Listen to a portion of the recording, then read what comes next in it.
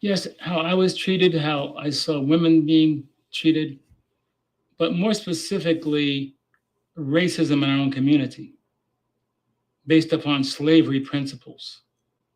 Yeah. A lot of the racism in our community is based upon the house Negroes versus the field Negroes. And the house Negroes were the ones who Massa had sex with a slave and she'd have a baby.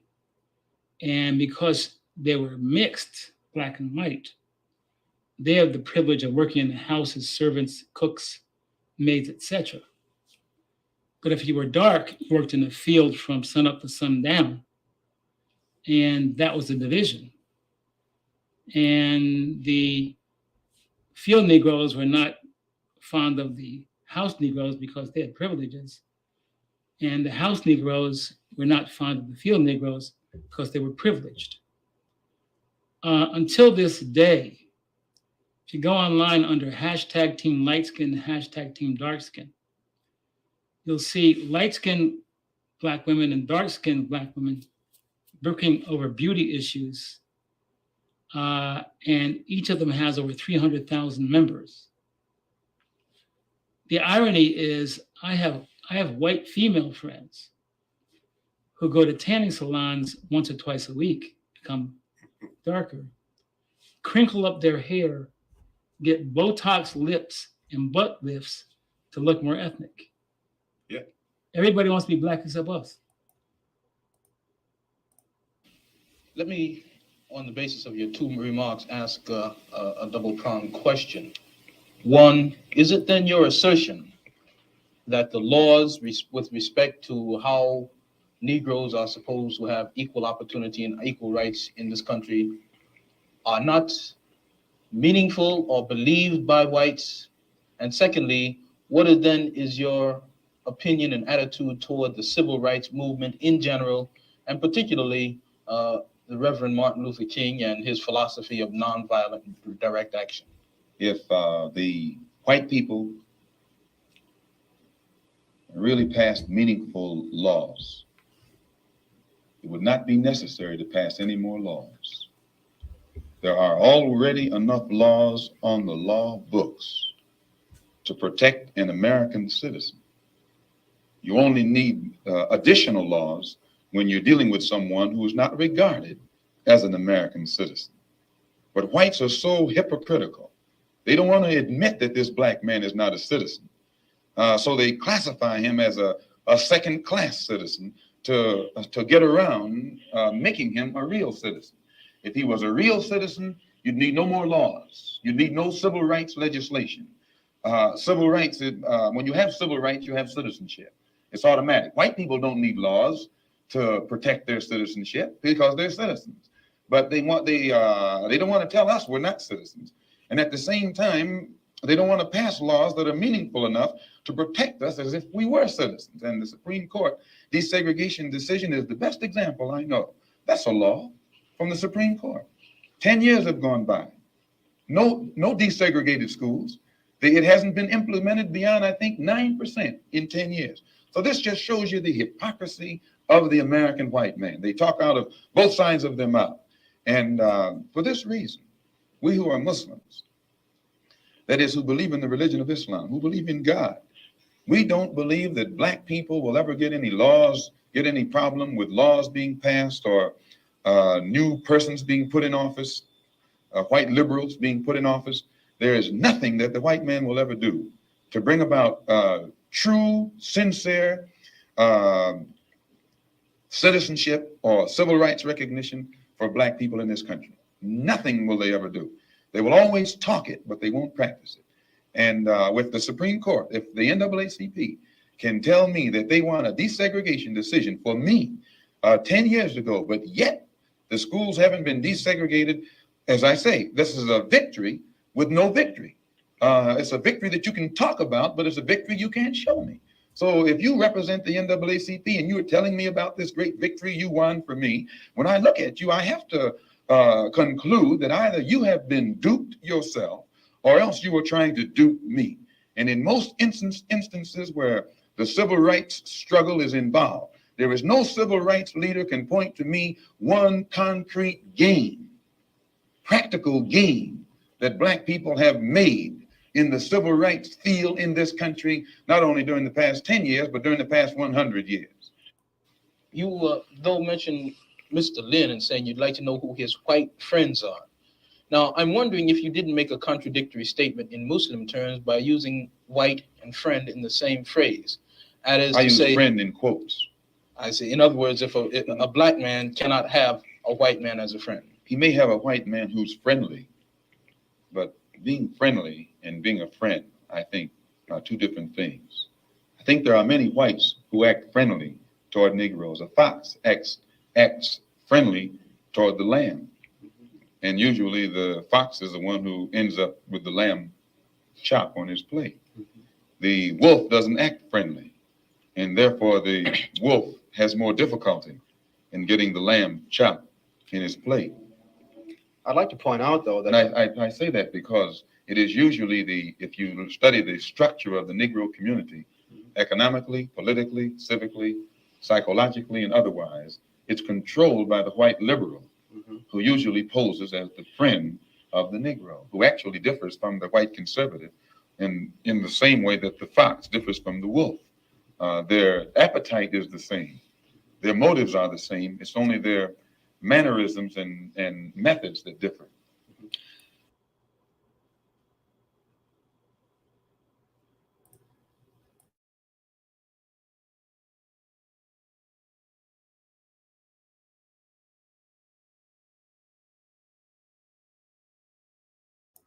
What is good, my people? We are live back in the building once again. Shouts out to everybody in here. Pro Black Perspective, Learning Curve, Jerome, Tracy. Shouts out to all of y'all. I appreciate y'all, And first, before I do anything, what I'm saying, my brother Bakari talked about it yesterday. I gotta shout out Erica Howard, my good sister Erica Howard. You know what I'm saying? Everybody's sending y'all love and y'all wishes to her. You know what I'm saying? She had a heart attack the other day, in her sleep, but she's in the hospital. She's getting better now, And Erica is the one who helped me and Bakari the most, that helped keep this Team Black thing going. You know what I'm saying? She like the structure behind it. You know what I'm saying? Like she helped me with so much stuff. I'm like, yo, I want to do something for her anyway.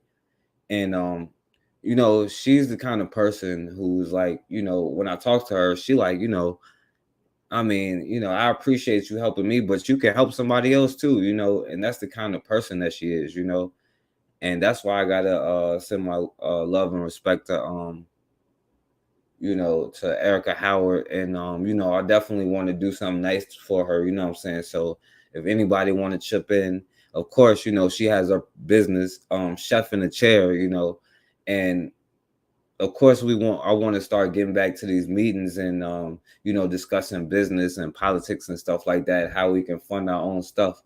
And, I got to shout her out.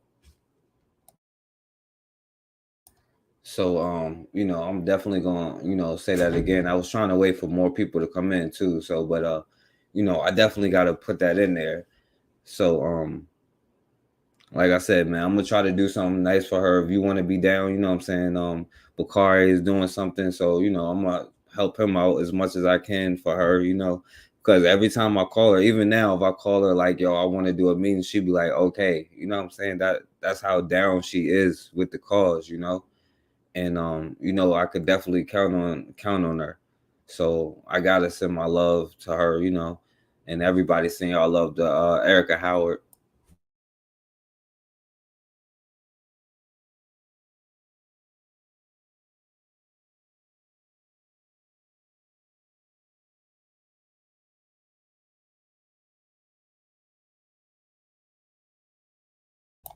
All right, so now I don't plan on being on long tonight.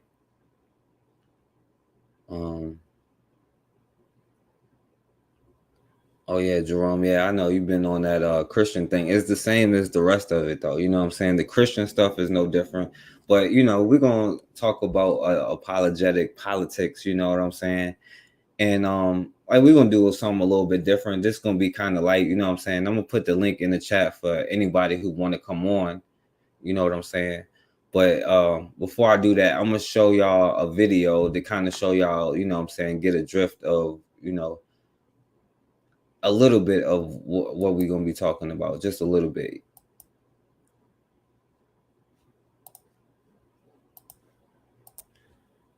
All right, so let me play this over.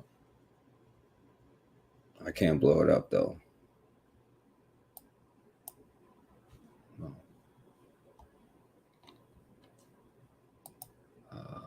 It's mute. White women love black men because of the power dynamic. Because white. Hold on, y'all. My bad.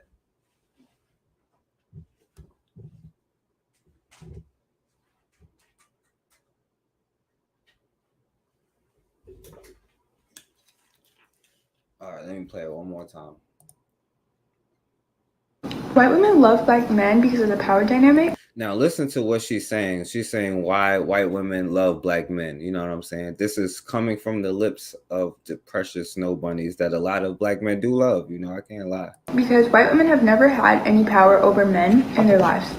Because obviously all the white men in their lives have always had all the power over them. So white women have whiteness over black men. And obviously to be in any sort of like control feels good, especially when you're used to never being in control. Tell me you're a racist without telling me you're a racist. When you live with this woke worldview, all you can do is inject your racial stereotypes onto everybody, even two people who are in a loving relationship.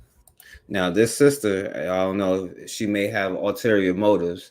She's telling this white bitch, you know what I'm saying, what she thinks, you know what I'm saying? And now she's giving y'all the game from her own analysis of why she probably dates black dudes, you know, because I don't have no sense of control, but I know I can control those damn Negroes, those Negro males, you know what I'm saying? I have this white skin on my body, so I know I'm empowered. Now here's this you know, Miss Unapologetic Amala herself, you know, coming to tell white girls why that's a lie, I guess to defend her own whatever motives. Does it ever cross your mind that maybe two people can love each other without even thinking about their race, without even taking that into account? Mind-blowing, I know. She goes on to make a slave and a slave master comparison in these relationships, and it's utterly disgusting. Get your head out of the past and move yourself to the present, where we've progressed as a society. White women love black men.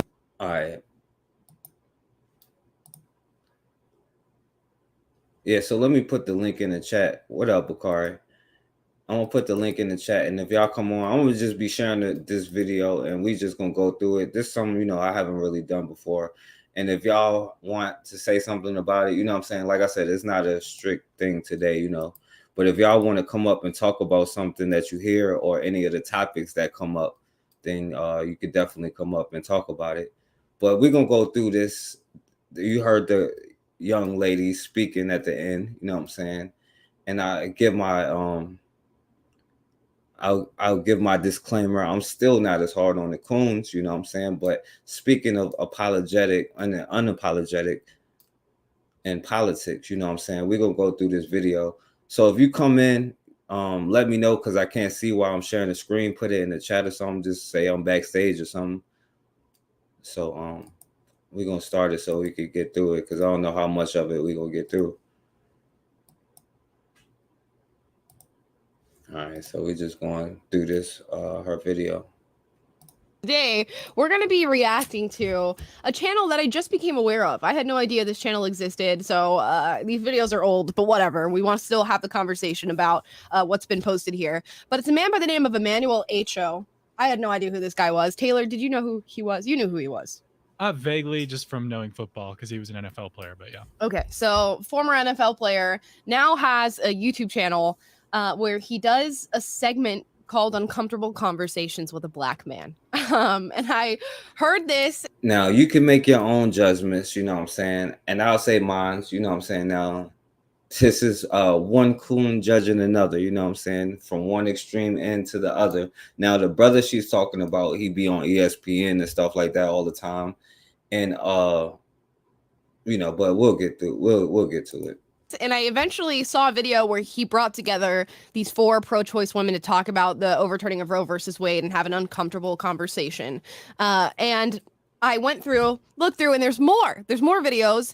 This one that I've chosen today is called Seeing Color with Chip and Joanna Gaines, plus their kids. So if you guys don't know Chip and Joanna Gaines, you probably see them in All right, Jermaine, you backstage? I don't see you backstage. You gotta just say I'm backstage when you backstage. Target. They have this line called Magnolia, which is like home goods, home decor. And they got that line because they used to be one of those HGTV couples, or maybe they even still are one of those HGTV couples where they do a show and renovate houses and do all that fun stuff. Loved Chip and Joanna Gaines. Love their whole huge big family or whatever. Don't know that I'm going to love this conversation. Bakari, y'all all gonna get me hurt. That's why we even here right now, because we keep getting hurt. Now we're gonna get into it. So Emmanuel Acho leads the way here with them and all of their children to talk about seeing color in America. Let's see how this goes, and let's gauge ourselves on how uncomfortable we are during this.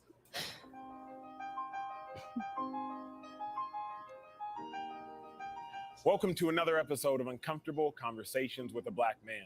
If we truly want to bring forth change, it not only starts with you and I, but it's also about the next generation. So I'm privileged to be joined by Magnolia co-founders, but more importantly, parents of 5, Chip and Joanna Gaines. Dude, it's huge. Good. Doing great. Thank you for having us, man. Of course. Now, you came with Drake, Gella, Duke, Emmy, and crew. And I just wonder how long it took him to learn those names, because he must have had them like in the working memory of like, don't mess They're up. just these so kids' tight, he knew names. already. Yeah. It's my boy Chip. Yeah, he's a kid. These are his kids. I know him. And crew. crew. Chip, why was it so important that you bring your whole family here for this conversation? Oh man, when I saw your video, and it's been a couple weeks back now, I can't believe how time has flown. But I mean, bottom line, our family wants to hear what you have to say, and the idea about having an uncomfortable conversation with the Black man, honestly, is exactly what we need for this exact. I kind of just love it. It's like, you know, we could have chose the Black man who lives across the street from us. We could have stopped the random Black guy at the conversation at the gas station, but we decided to be here with you to have this conversation on camera with our children, just to make sure. And the irony is she's doing the exact same thing. You know, that's the funny part. But I want y'all to see. I want to skip through it some, but I don't either. So we have documentation that this happened. I just love the ambiguity of saying we needed to have a conversation with a Black man. You literally could have stopped anybody, and they probably all would have told you 100 different things. But I get what they're actually saying. They needed to talk to a left-leaning Black man about the race experience in America and whatever. All right, so that's the first thing, you know what I'm saying? Because this is probably America's first rifleman, dream woman right here. You know what I'm saying? She's having the conversation which I guess she doesn't really know, between the fox and the wolf, you know, as Malcolm X just explained to us.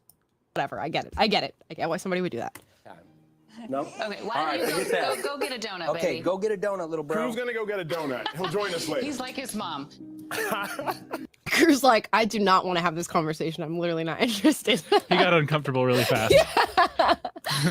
Okay, thank you. Now, let's have the uncomfortable conversation. Joe, I know you have some questions. Yeah. So, you know, we've been having this dialogue with our kids, and Chip the other day, he was wanting to kind of get a pulse on what are our kids, what are they thinking about all of this?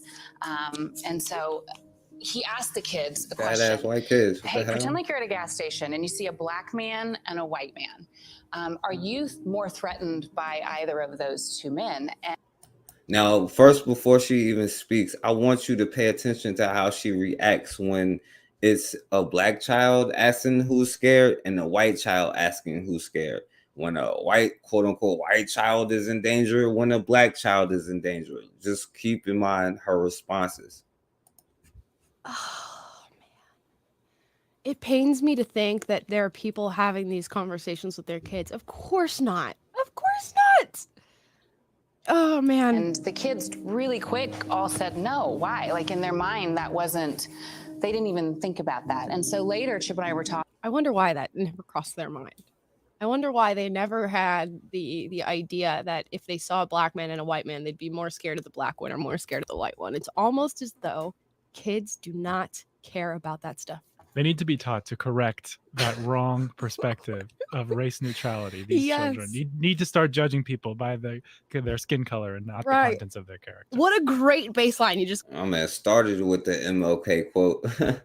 It's crazy how they be pulling up MLK, even though he was considered the most hated person. Got arrested like 30 times. Firebomb. FBI was on him. You know, white people everywhere hate him. But the first thing they went to was a MLK quote.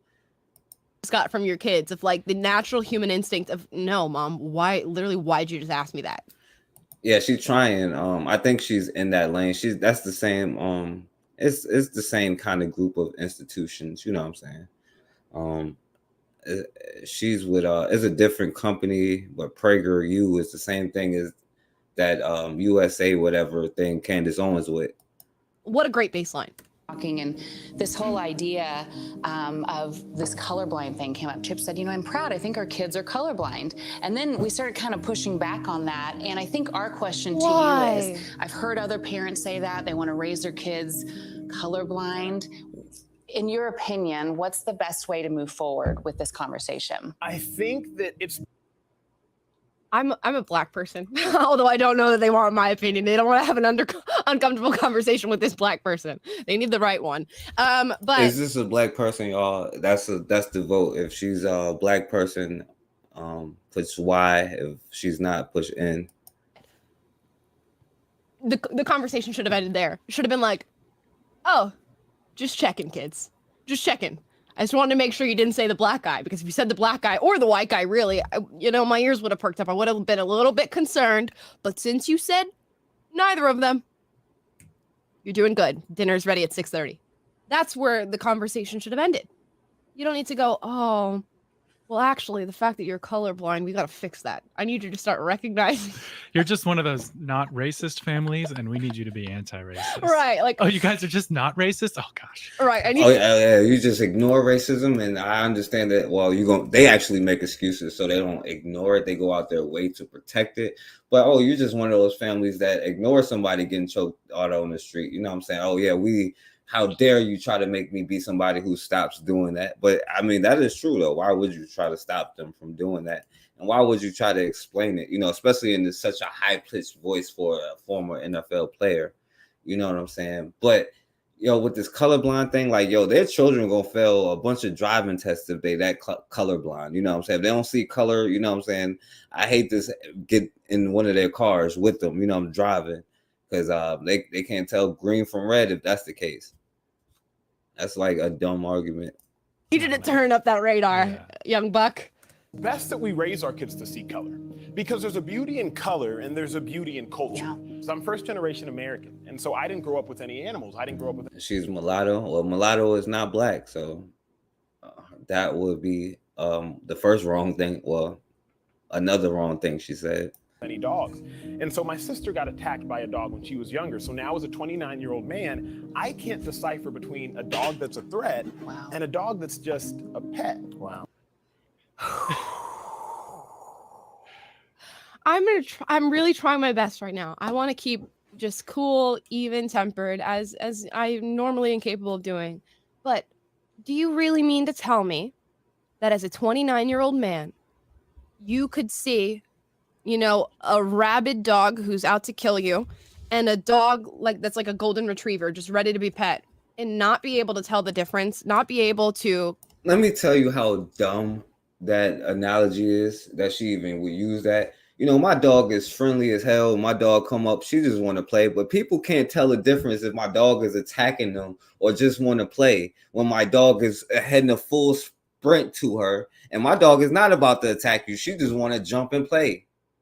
But you think people is going to recognize that when a dog is running towards them? She doesn't even think about her own arguments before you make them, Through a critical thinking, decide which dog was going to be the safer one to be around. And I get it's maybe an analogy just for the kids and you're trying to communicate racialization to children through this analogy. But the analogy clearly does not work. Our critical thinking skills allow us to decipher whether or not something poses a threat. Doesn't matter if it's black, it doesn't matter if it's white, it doesn't matter if it's a dog, it doesn't matter if it's a cat. You can tell when somebody poses a threat to you.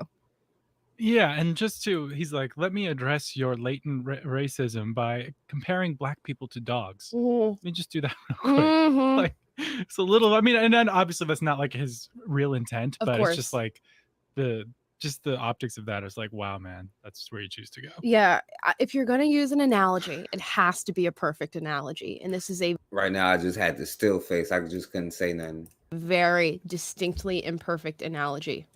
Because I didn't grow up with any animals. And I think that if we don't see color, if we don't expose our children to different colors, to different races, then it'll be the same thing. As a white kid who becomes an adult, you won't be able to decipher the difference between a black man that's a And threat. I hope y'all paying attention to this chat over here. That's the reason why I left it up. You know what I'm saying?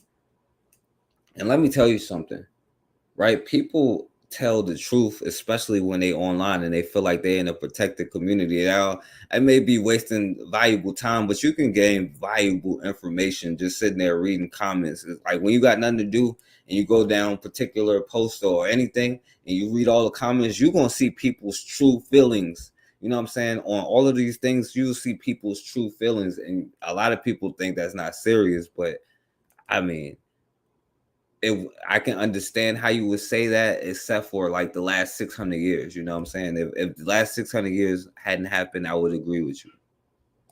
And a black man, it's just black. Sure. A black person won't be able to decipher between a white person that's a racist and a white person who's just white and may happen to be racially ignorant. What are they saying sure to? And this shows me that, like, you know, I know the whole show is called like Uncomfortable Conversation with a Black Man, but what he just said did not make logical. It was not logical. It was not logical. It's not logical that you don't know which particular, like, say you get pulled over by a cop. It's not logical for you to, like, you should, by her logic, you should automatically know, oh, this cop is definitely racist. This cop is definitely not racist. It's almost like us thinking, well, if I call myself this, he's going to automatically recognize that. But she's doing it from a different angle. I guess we're supposed to be able to tell the difference. I'm not sure if that's what she's implying. So for you to be like, oh, sure, clearly means to me that the words are going in one ear and out the other, because you should have questions for that. You should have questions for that, because he's saying, you know, if we don't talk about race, children won't be able to decide what's a threat and what's not.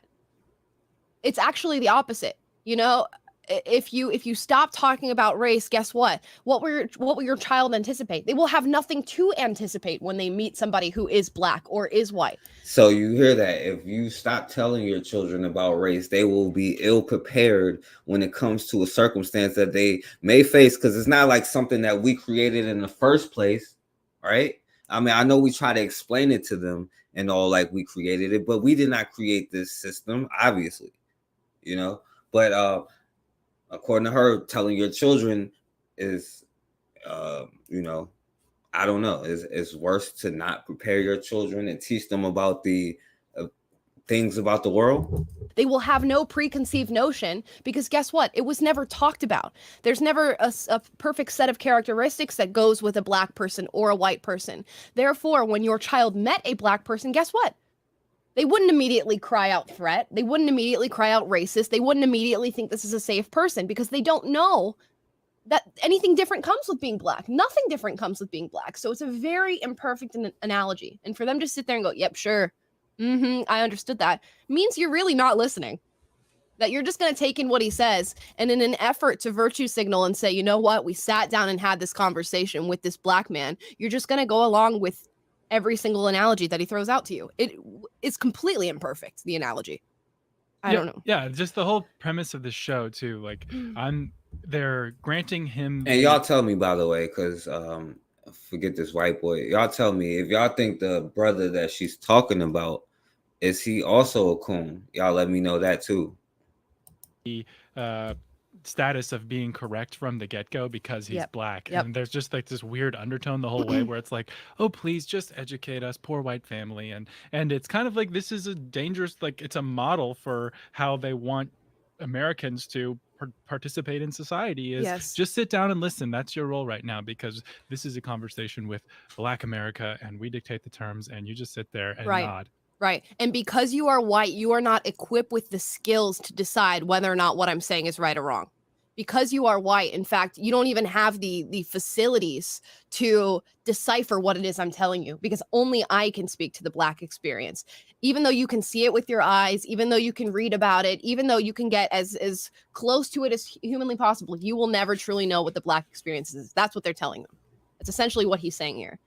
With it, I just can't. Now, tell me how in the hell, I know I'm a man, right? And she's a woman. Now, let me ask her, because I'm pretty sure I can answer for her. Let me ask her, could I tell you the experience of a woman, what it's like to live day to day, minute to minute as a woman? Can I hear what they talk about and sympathize with it? Sure, but can I fully understand? So what makes her think that somehow it's irrational for a European to not know what it's like for a African, right? To her, that's somehow illogical. But it just depends on the context, you know what I'm saying? And a lot of these talking points is based off the context. I just can't, I didn't care about analogies until I started dating who I'm dating. And he's like, if you're going to make an analogy, it has to be a perfect analogy. And if I find a flaw in your analogy, I'm going to point it out. And now every time I hear somebody do this, I'm like, that was wrong. Everything you just said was wrong. And oh my gosh. Oh, this person in the chat I think said she is like Obama. She is half Black. Mother is white. there's a strength, there's a beauty in seeing color. I don't like the concept of color blindness because colors and cultures are beautiful. What? It's almost okay. When people say colorblind, and here's a misconception here. Maybe colorblind is the wrong word. Maybe race neutrality is a better word. But when people say it's a dumb word, and so is race neutrality. I advocate for a colorblind future, it doesn't mean that I'm suddenly incapable of detecting what skin color you are. It doesn't mean I look at Taylor and I don't know that he's a white man. It is a quick, oh, I acknowledge that, but it means nothing. That's what it means. Because he says, I don't advocate for color blindness because colors are beautiful. Okay, we're not literally making people blind to the color of your skin or your culture. We're just saying it doesn't really matter all that much. And for kids with this, I'm not saying that, we're making people blind. I'm just saying, your culture doesn't really matter. Like, forget your whole culture. You know what I'm saying? We're not going to make you blind to it, but forget it. It's not that important. That's kind of contradictory to say that. Okay, I feel you, Tracy. Yo, what's going on, Raw? Peace to you. What's going on, sis? This whole dog analogy, I'm going to keep. All right, hold on. I'm going to put the, I know y'all might not want to come on here, but I'm going to put the link in the chat.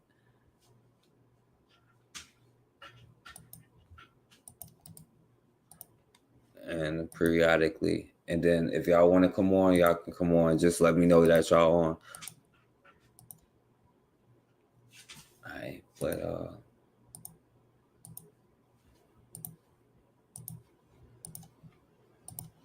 keep going back to it. Oh my gosh. You teach kids what good people look like. You teach people what good people sound like. You teach kids what good people act like. And you teach kids that good people come in all shapes, sizes, colors, creeds, religions.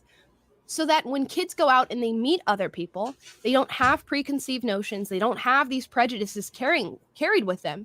They have critical thinking skills to deduce whether or not somebody is good or bad. And that person could be Black, white, Asian, Hispanic, the like, whatever you name, they can be that. That's all you got to do. Yeah, it's kind of what makes us human. Exactly. Everybody's got their own differences and uniquenesses. Yes. And even as you imagine our kids here of 5, each one of them have a different look. Each one of them have a different eye color. But, each one of our kids have these uniquenesses. And maybe to your point, it's okay to highlight those things, I appreciate that. I've got a question in that, if you asked anyone, even a racist, if they're a racist, I would almost argue, that all of them would say no. How do we attack and solve a problem that I would say some people in our community don't even understand that we've got? This feels like stupid YouTube ads. Let's continue. I agree. The first thing I agree with on. Yo, I feel you, Tracy.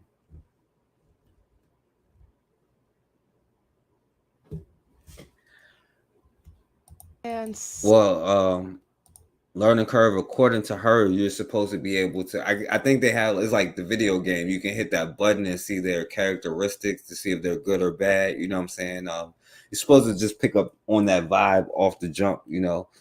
So you're not supposed to teach your kids that there could possibly be predators in the world. Yo, that's a fact, Jerome.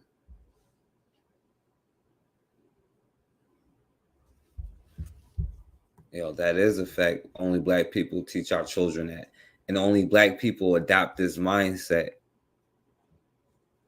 And to you, Jermaine, I mean, that goes for the religion too.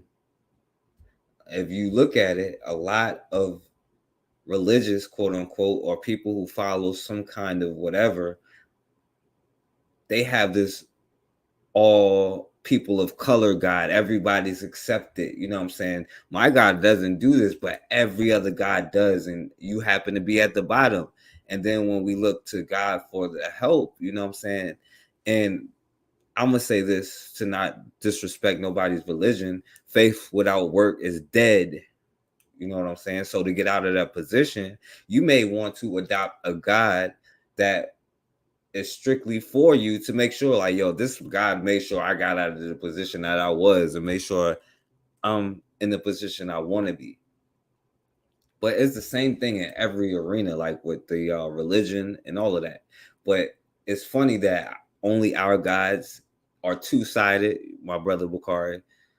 Only our, you know what I'm saying, our politics, we're for justice, but what is justice? You know what I'm saying? What's the definition of justice? You know what I'm saying? Me being in control of my own destiny. And somehow I only think that having the power to maintain that can,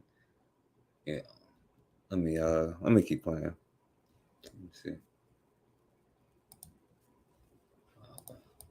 Skip, here we go. That in America, we have to remember history is meant to be remembered, but history isn't always meant to be celebrated. And I think that we have racism so ingrained into our culture, we don't even realize we're blind to it. Who's celebrating? Like, can you name me like one person who's like, yay, slavery? Hell yeah, Jim Crow. Yo, number one, because that pissed me off just now, because like I could name you a bunch of Black people that said thank God for slavery, or I'll be praying to a tree. I mean, I heard a lot of people say that recently myself, and I think that a lot of people probably listening and not saying that in the chat would also agree with that. Thank God for slavery, or else I'll be praying to a tree somewhere. And do they not tell you all the time? I love that we did that in that era. I know the era's gone, but I love that era where we were segregating people and telling people that because they were Black, they were legally lesser than white people. I celebrate that. I have a feeling. Did they not build a Mount Rushmore of the people who was living during that time? Do they not base all of their laws off the Constitution written by those people? Like, what is she talking about?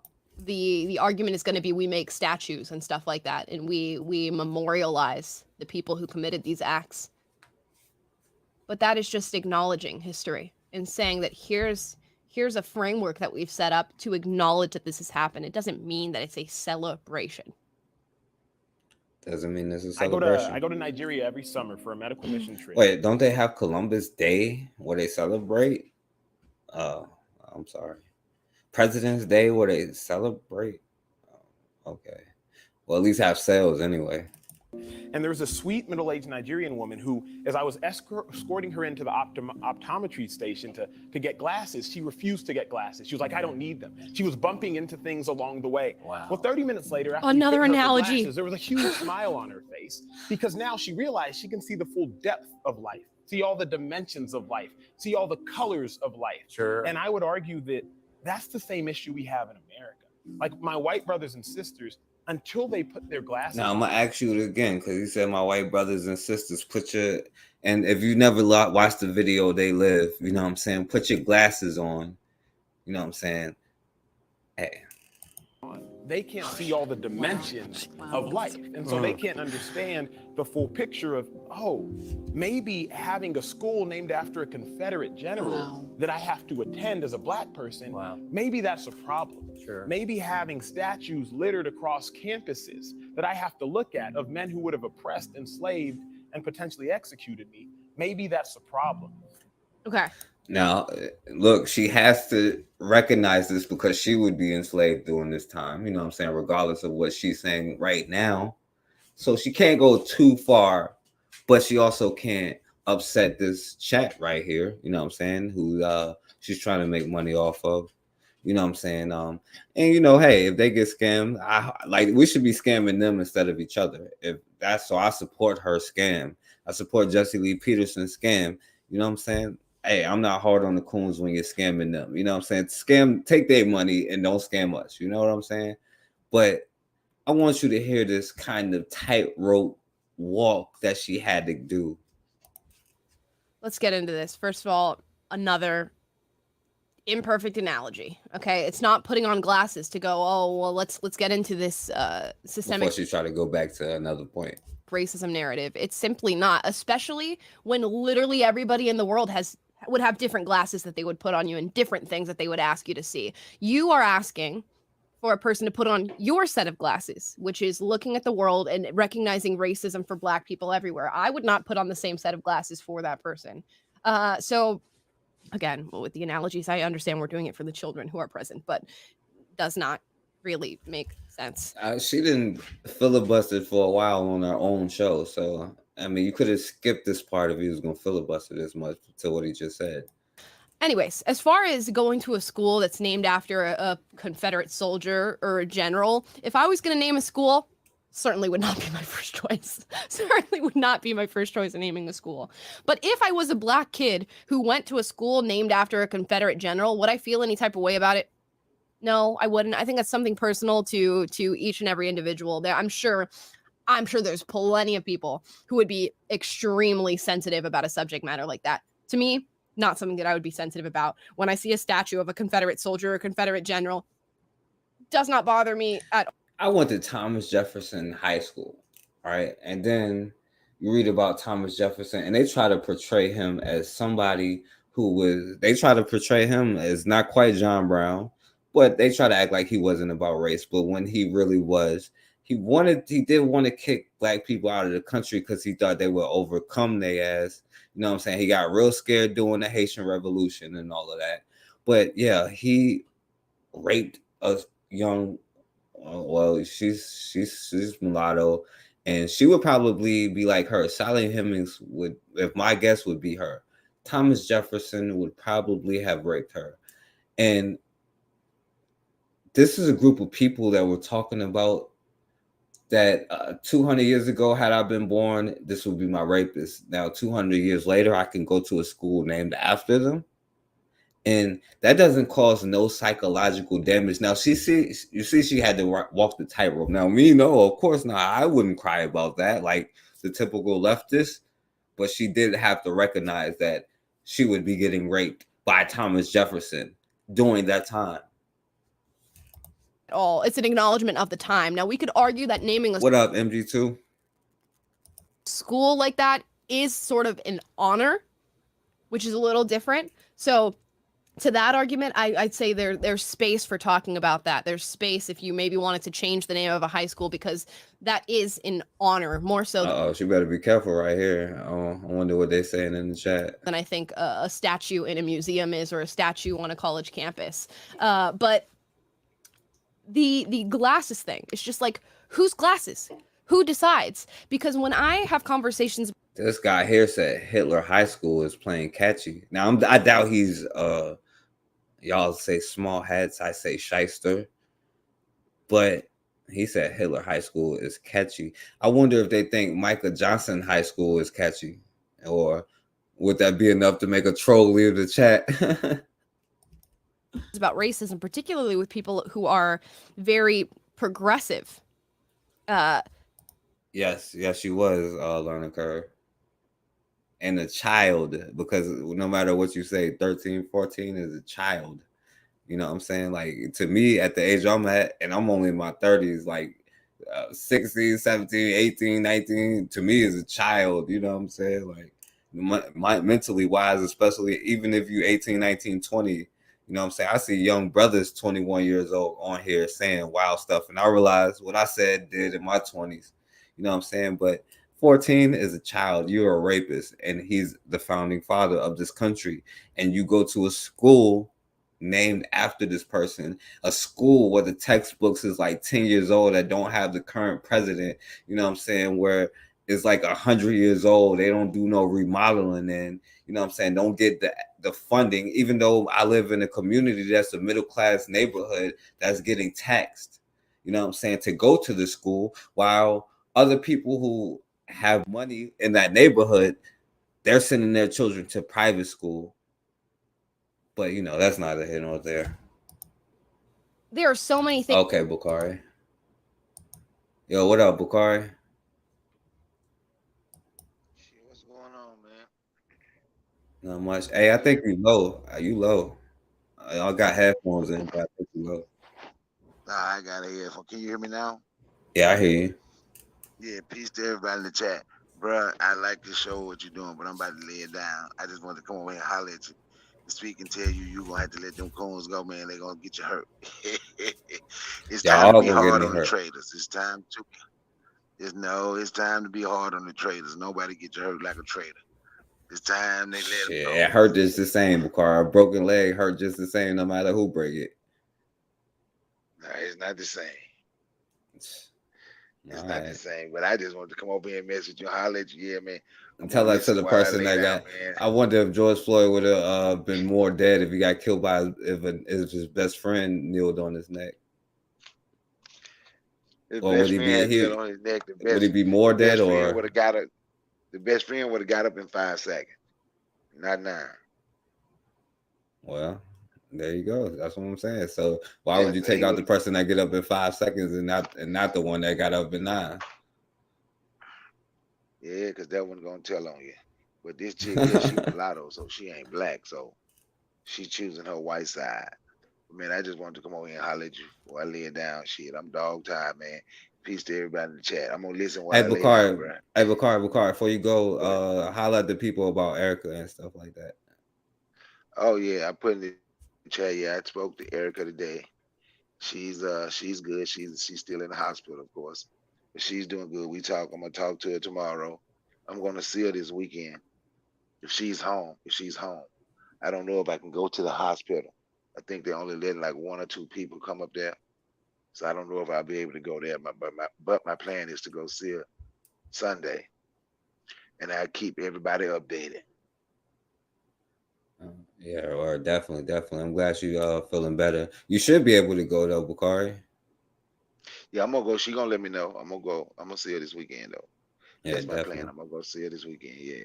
Oh yeah, and by the way, man, you got to lay off American First Rifleman. That's my homie, man. And that'd be his dream girl. Well, don't you think he'll marry her right here? Yes, that would be. No, yeah. That's his dream girl right here. She pretty, you know what I'm saying? She just, you know. Now, Bukhari, before you go, now, does she cross the line because she's profiting? This is dangerous. Does she got to go? And no, in a form of excommunication, like kicked off the island. She ain't black. She done already chose her side, man. And that's the problem with having mulattoes, man. They're gonna choose the side that's gonna be most profitable most of the time. Yeah. Yeah. But I'm gonna holler, man. I'm finna lay it down. I'm dog tired, man. I got to get up and drive that truck in the morning. All right, Bukhari. I'm gonna listen while I'm dozing off. All right, peace, my brother. Right. Peace. All right. Shout out to Bukhari. Things that they deem to be racist that I would never in a million years view and go, oh, that's racism towards black people or people of color. So whose glasses? Who's got the 20/20 vision here? Because everybody's different. So I think that in America, we have to do a better job of properly discussing and placing our heroes. Sure, Emmanuel, that's powerful, man. I have a quick story about cancer, and cancer is not a real prevalent thing in our family. I was in New York just a couple years. So that's my goal. Face in that way, but I'm telling you, that's my goal of these conversations for your children, for you, for myself. When you hear the phrase, we've come a long way, does that feel right to you? Like, is that accurate? Pause. There's no world in which this man saying it's not accurate exists. So I'm hoping that's not like where we go with this. Of course, there's progress. You're sitting on a beautiful set talking to a black guy who's not enslaved, I've got to say. So certainly progress has been made. Your legally equal progress has been made. I'm sure that will be his answer. I would be just flabbergasted if it was not. All right, before she gets flabbergasted, because she won't be, I would say, hell no, we ain't made no damn progress. Now, to slavery, I would say yes, probably. I would say yes, but from 100 years ago, hell no, we ain't made no progress. We have had regression because we have had our own communities. We understood what we stood. We didn't suffer from the illusion of inclusion until probably like 30, 40 years ago or 60 years ago after the civil rights movement. We have definitely regressed. You know what I'm saying? I might not get a firebomb thrown in my house, but I also can't go to a community store. And it depends on what you want. I guess we traded not getting firebomb. We can go out on the street and get killed by cops. So, that'll replace the firebombing. But we can choose. What do we want? Now to get firebombed or followed by the FBI? Or do we want to go to our own corner stores and have our own life and send our kids to our own schools with black teachers, men and women, and pay them? Have our own movie theaters, have our own whatever it is, insurance companies, right? Car manufacturers, all of that.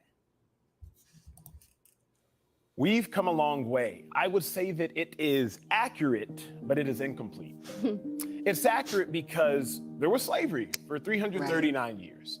And then after slavery, there were Jim Crow laws. So technically, we've come a long way from slavery to Jim Crow, and then from Jim Crow to the new Jim Crow, the last century.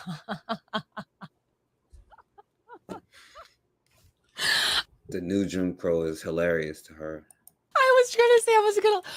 Oh, okay. So out of slavery, then to Jim Crow, and not out of Jim Crow, to the new Jim Crow. That's the narrative. To the new Jim Crow. Is he going to substantiate that statement by explaining the new Jim Crow? I hope so. I hope he explains exactly what. Well, I don't have to explain. Y'all all know what the quote unquote new Jim Crow is. That means, because that is a huge statement to make. The new Jim Crow. What you are essentially saying is that we are living in a legally segregative era, but this is a new presentation of that legally segregated era. 70 years or so. Wow. That is coming a long way, right? Black people are no longer enslaved. However, there's still such a long way to go. I mean, think about this for a second. Last week, it was 53 years ago to the day that Black and white people finally were able to be married. We were spending the night here in Waco last night, and I thought, oh, hallelujah, y'all can marry a white girl.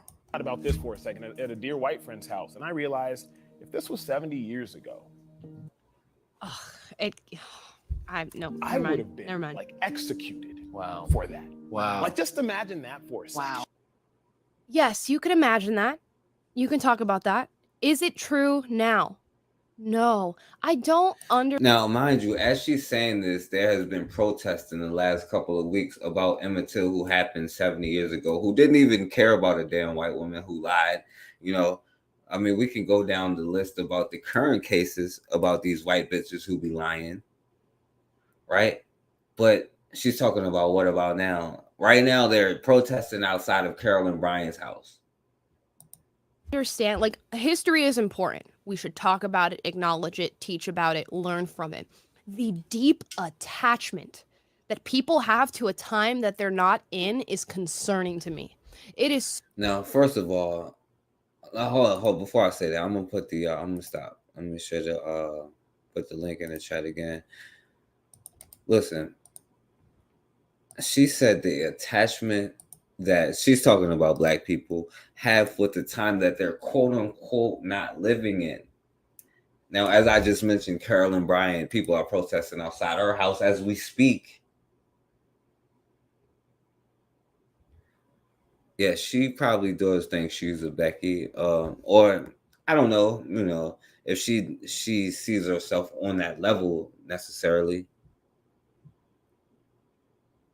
But we are talking about current times. Now, some of us may be rejoicing that you can finally marry a white woman, but that's not a sign of freedom to me, per se. But to her, you got to stop living in the past. Now, she just talked about how we talking about the Confederate history. Now, if you was to ask her, should they take down those statues of those rapists and criminals and thugs? She'll be like, hell no, because we have to talk about our history. But if you dare to bring it up, now all of a sudden you're living and staying in the past, when literally a white bitch can lie on you, like a brother can get thrown, go to Idaho or wherever he was at and fall in a river and disappear. And okay. All right, so let me keep going. But we living in the past. So wild how much time people in the modern day and age spend living in a history that they have never experienced. Now, this person said, now some blacks say there must be black only places or graduation ceremonies, etc. And I'm one of those black people that damn sure say that, because if you believe, I'm not going to debate whether Trayvon Martin should have been killed, Breonna Taylor, the list of names. I'm not going to debate with you about that. I wouldn't dare disrespect their names. That tells me I don't need to be living in society as you, because if I end up dead in a situation like that, guess what you're going to do? We don't need to be in the same society together. So you're damn right I say that. Because why would I? If you disagree with me to that extent, why would you even want to live in a society as me if you feel like somebody deserves to get murdered for whatever they have done, for being stalked while they have their iced tea and Skittles? When you get into like philosophy and the concept of time and the structure of it and the social construction of time itself, you'll, I hope, recognize that the present is the most important place that you can be in. Right here, right now is the only real place you are in, even though everything's happening simultaneously and blah, blah. We can get into all that theory at a later date. But to spend so much of your time being weighed down and burdened by a history that you did not experience and will probably never experience must be just... Tell that brother who just got found in the river that they never experienced it, or that brother who got shot while he was out there hunting that they never experienced it. Tell it to them. So exhausting. What an exhausting life to lead, that you are so hung up on a trauma you've never experienced. And that's got to be one of the worst feelings as a human being. And I understand why people get so active and people are fighting these fights and they're protesting or whatever, because the trauma you must be experiencing through living through something that you don't even know and have never known must be exhausting. It truly must be. Sure. If this was 70 years ago when I was staying in a white person's house in Texas as a black man, I would have been executed for that. So have we come a long way? Absolutely. Do we still have a long way to go? No doubt about it. But I'm hopeful to a degree because of this, because of interactions like this, and more importantly, because of you all. So I know, Emmy, you had a question that you wanted to ask. Are you afraid of white people? Oh, now y'all remember the response earlier when it was a black child asking. I know people laugh at that question and whatever and haha, but think about what that is like for a child, right? Didn't she earlier she was saying, why would you ask a child that? Why would a child think that? Why blah blah blah? Now all of a sudden, oh my goodness, how emotionally damaging. Right? What must have been presented to her in order... What up, time to work? For her to ask that question, and how profoundly sad a question like that actually is. To think that she has genuine concern that this man is afraid of white people because of the things that he's saying, and the things that are just being blindly affirmed by her parents right in front of her. That's a problem. And you know, when people get upset about critical race theory being taught. Wait, before she go to the critical race theory, I low-key agree with her, even though I disagree with her, but I low-key agree with her to an extent, because a lot of black people are terrified of them. You know what I'm saying? I hate to admit it. You know what I'm saying? It really hurts me to admit it. You know, it's just that we feel like, well, you know, like, look, I get it. It's psychologically damaging to see the rebellious Negro constantly beat down and killed or whatever. I see that as motivation. Somebody gave up their life for me to be able to be here doing this right now and not get firebombed. So why would I give up anything for them? I could do 10 times more because of the sacrifice that they made. You understand? So look, you gotta respect it, you know? Taught in schools, and the left retorts back and says, well, you just don't want history to be taught in school, or you have a misrepresentation of what it means to teach critical race theory. This is what it means. It means little kids younger than her looking up and going, oh gosh, are people afraid of me? Is this black man afraid? Now, I'm not going to take the usual angle on the critical race theory thing, because I want you to take it for an example. They don't want their children to feel uncomfortable, right? How do you feel when you getting pulled over or the police just riding behind you? They're not about to pull it. They turn the same corner as you. Do you not feel uncomfortable? You see how they act when their children start to feel uncomfortable? They will not stand for that. And neither will she, apparently. That's a lesson, if we want to be like them, that you can certainly take, because I damn sure don't want my children to feel uncomfortable, and I'm willing to take action to make sure they ain't uncomfortable with somebody knee on their neck. That's damn sure uncomfortable. But this conversation is crossing the line with their children. I don't blame them for that, because you know what? Them having that arrogance with our children is crossing the line. You know what? I use them when they follow me in the store. You know what I'm saying? I'll be like, yo, where's the shit? I'm gonna put them to work. But that's not uncomfortable to you.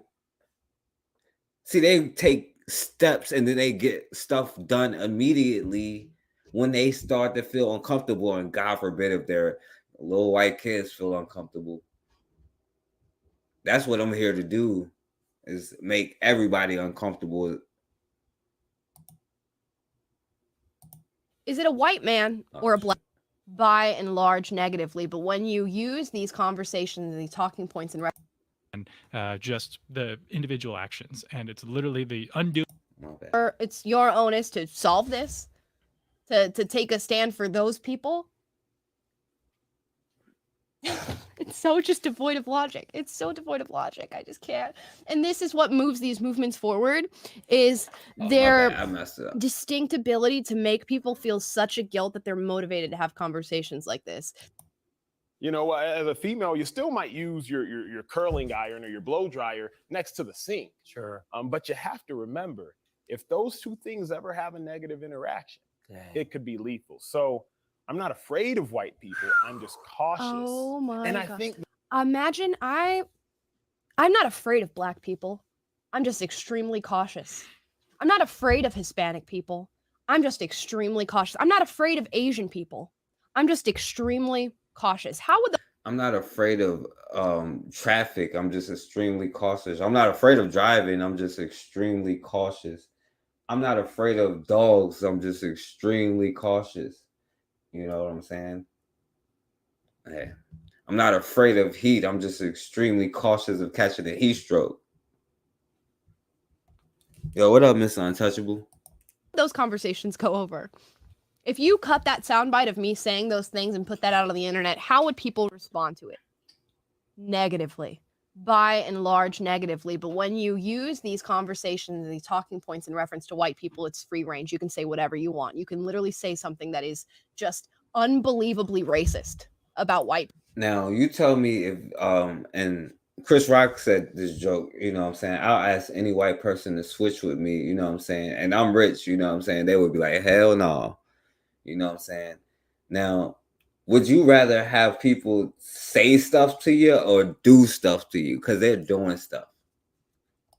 People put some cute music behind it and it gets over 2 million views on YouTube and people cheering you on for having an uncomfortable conversation. I also want to make the point that uncomfortable conversations are when you talk to somebody who has a disagreement with you and who has something to say in Yeah, I feel you, Mr. Untouchable. That's why we responded back now. response to what you've said. There's nothing uncomfortable about this situation right now other than maybe the pressure that Chip and Joanna feel to go, yeah, dang, what you just said there was really profound. Maybe that's the uncomfortable part of this. But I see no back and forth. I see no pushback on any of the narratives that are being spun here.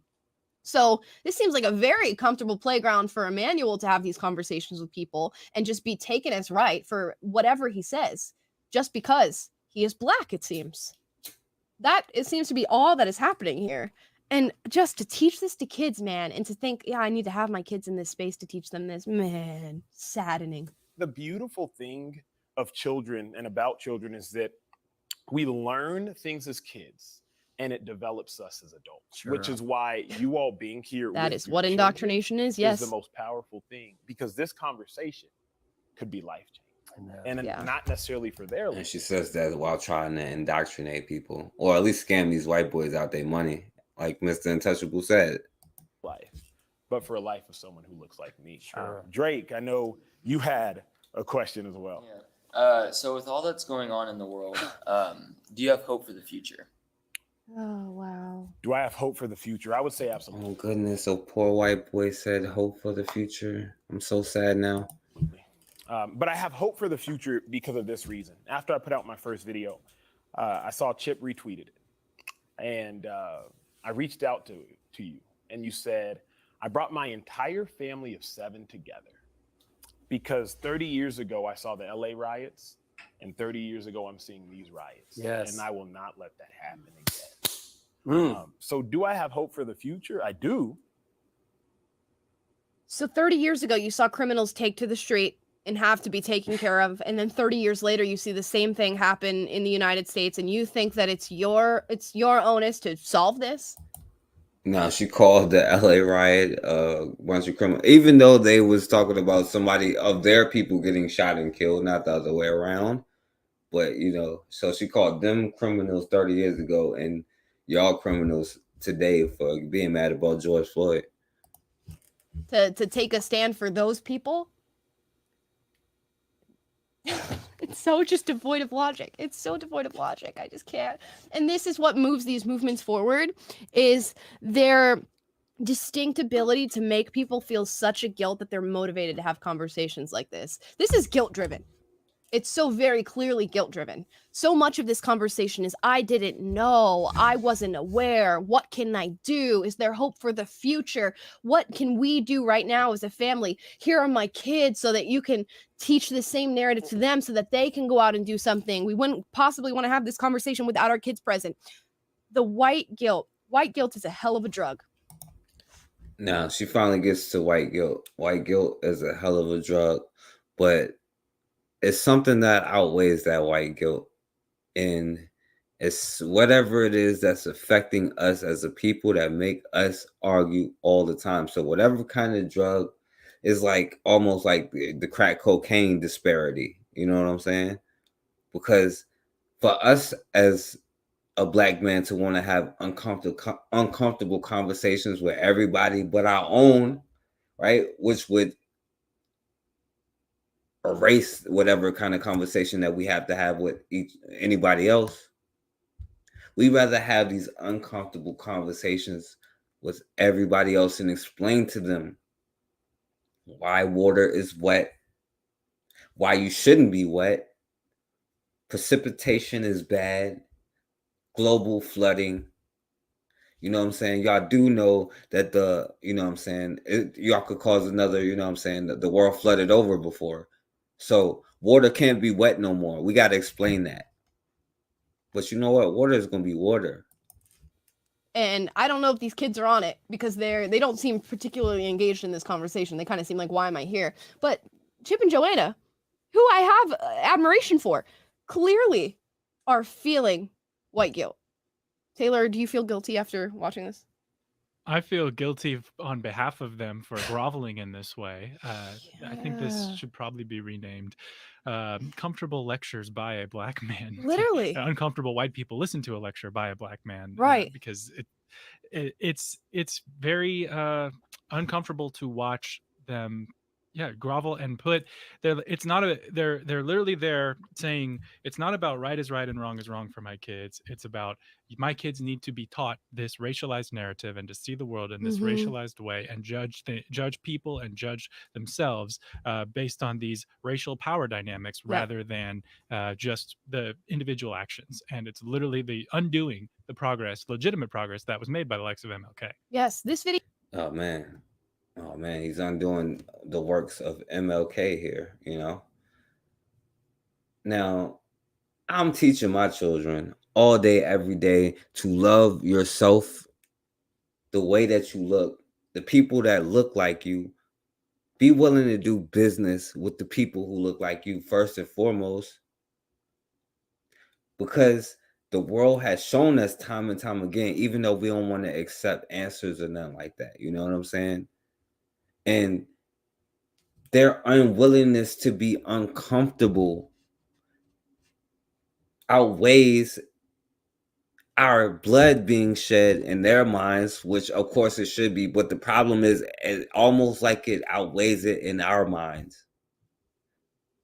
Well, we can get people like, you know, this mulatto chick doing stuff like this. And that's the uncomfortable part for me. But I'm willing to have that conversation so anybody can have that uncomfortable conversation with a Black man. And I'll definitely be unapologetic about it. So I'm going to skip to the next part. I think they're right there anyway. Video should have ended in the first part where they're like, we have a little bit more time. These are still two different individuals that I should get to know and recognize their relationship for simply being a relationship. But apparently there's an uncomfortable conversation with a Black man that needs to be had here. With a Black man. You see, prior to 1967, if these couples were to join me on stage, they would have to look like this. Because this would have been illegal. Oh, jeez. And probably still makes you. I just want to like flip the table. I hear people. Season 13 of The Bachelorette. All right, hold on 1 second, y'all. Hold on. Let me stop sharing real quick. Yo, MG2. MG2, what's going on, my brother? Hey, man, I'm just enjoying your program, man. I always enjoy it. Oh, my gosh. So revealing, so revealing. Peace to the chat. Peace to everyone. And I'm sitting here hoping that Sister Erica will be, back to, to 100% by the weekend. Yes. Shouts out to Erica. I listened to your show yesterday, and I heard what you said, Sister Erica Raw. That's a fact, what you said, unlike this sister here, I don't know if she's a sister, but you know what I mean. Yeah, I hear you. And I'm so glad that you're playing this because you got me thinking, Brother Forecast, as you always do. Like I said, I'm in school right now, so I'm just a student learning. And what I might be wrong, but what I see is a species. I can't call it a sister or whatever. I like to say is I see a species of human that is very corrupted. Their corruption is complete. And it's almost like if you buy a bag of lettuce, the fresh lettuce from the store, and you put one wilted piece of lettuce in there, then you wait for about 3 days, you're going to have to throw the whole thing out. And that's what I see, not only with her, but also the Negro male, the assimilationist Negro male, can't we all get along, and, miscegenation, the whole 9 yards. I see both two individuals. Unfortunately, they're a lot younger than me, which means that the fact that they're talking like this or that they exist means I failed. But the thing that I see is two individuals who not only are their corruption complete, but the over-identification to try to be something they're not. And anything on this planet, Brother Forecast, that wants to be something they're not is basically an abomination to who they are. In other words, why do they exist? Because I've never seen a frog that wants to be a pelican. If I do, then I'm gonna change I'm gonna get a different weed man. But as far as I know on this planet, frogs want to continue to be frogs. It doesn't wake up and say, hey, today I'm gonna be a zebra. What I'm seeing with these two individuals is, unfortunately, they have our skin, so therefore others will identify us in the same category. But these two species of Negroes over-identify with not wanting to be anything that they're close to. Now, the mulatto, that's a different case, of course. That's like, that's a different species. But the thing is, it's quite remarkable when, again, to take anything that they say for face value would be an assault, an insult to my own intelligence. Anyone that wants to divorce historical concepts in order to say the only thing that matters is the present right now, that is someone who is literally one step away from kindergarten. Because even a child knows that the past was also the present and was also the future at one time. Yesterday was the future 3 weeks ago. So anyone that wants to divorce that, and anyone that just says the only thing that matters now is the present, what's happening right now was the future 3 days ago. And it will be the past next week. So anyone that doesn't, again, like I said, they're pretty much an insult to my intelligence, and a lot of it is probably a hustle to try to get white dollars or white sympathy or whatever these unfortunate species of Negroes are. It's on them.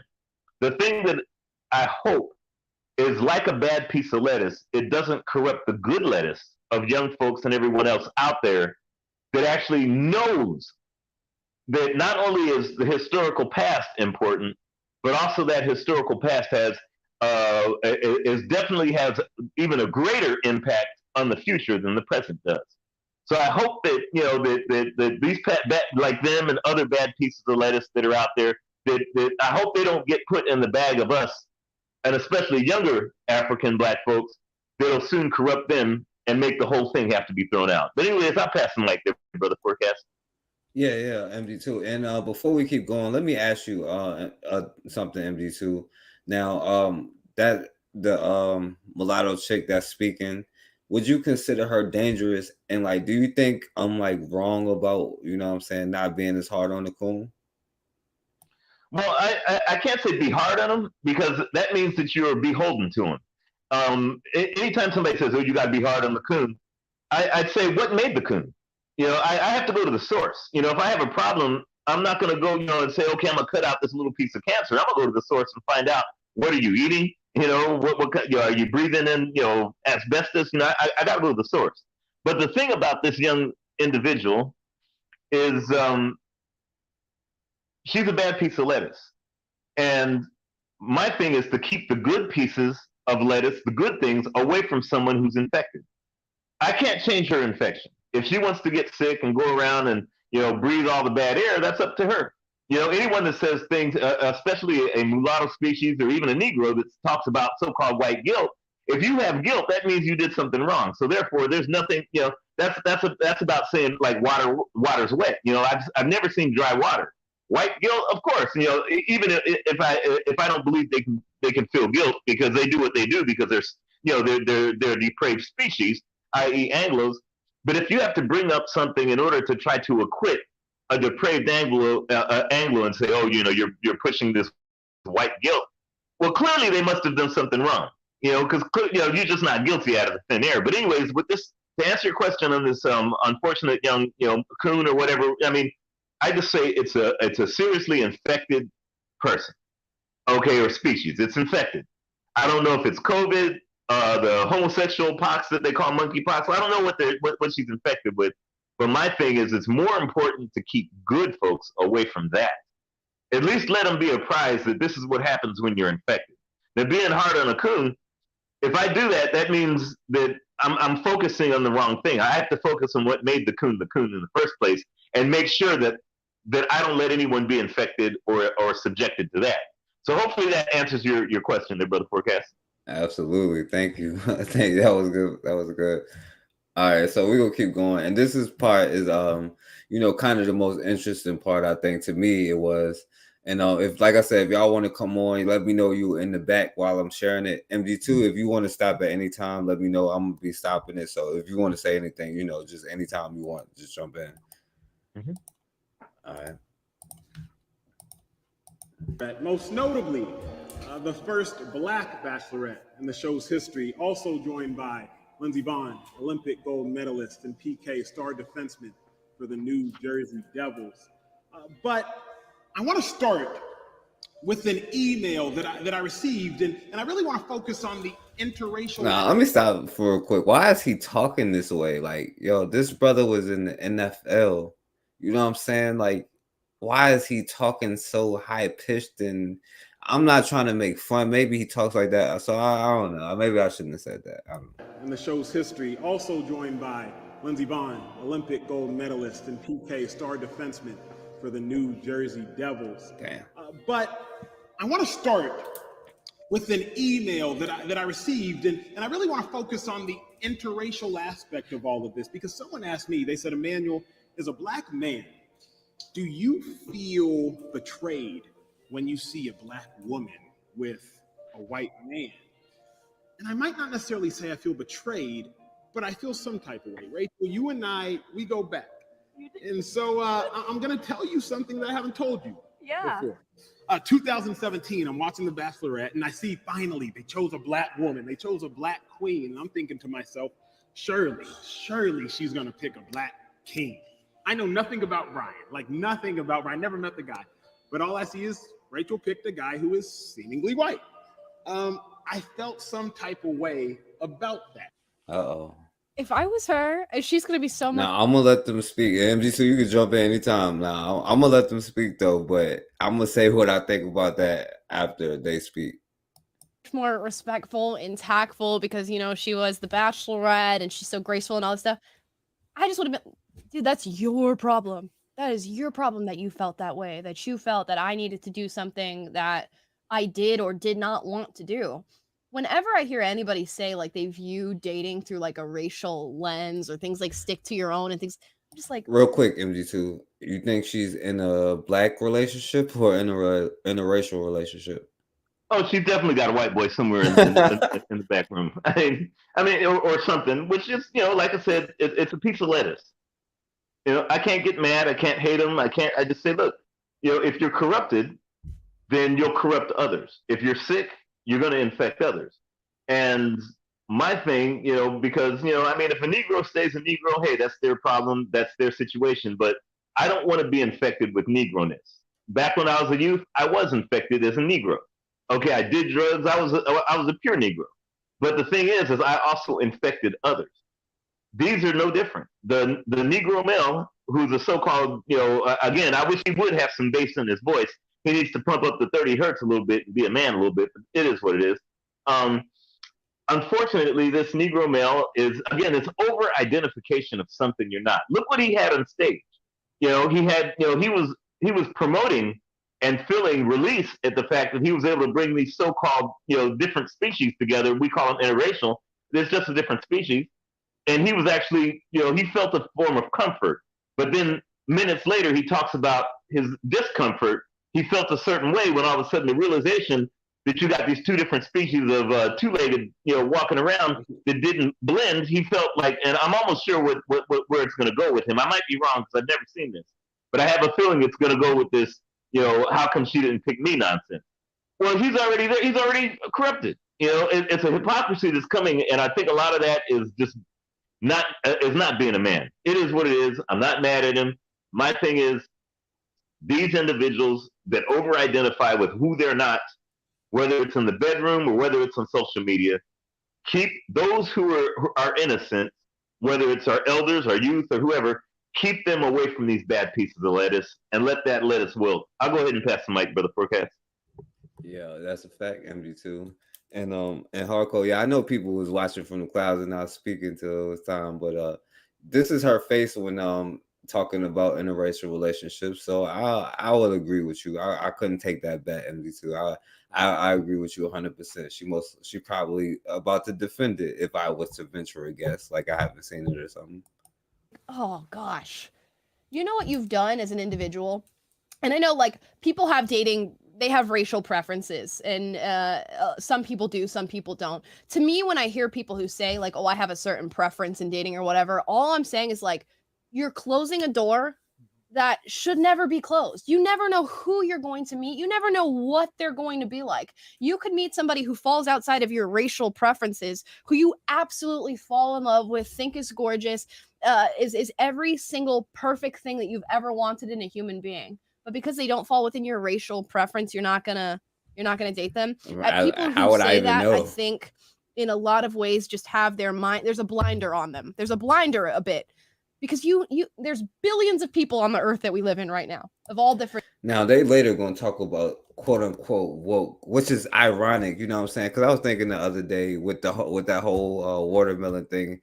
Tell us fruit is wrong to eat a fruit. You know what I'm saying? You are weird if you eat a fruit, and I gotta explain to you. No, no, no. You know, don't look at me that way because I'm eating fruit. Also, being aware of yourself and being awoke, I thought that's better than being asleep on something.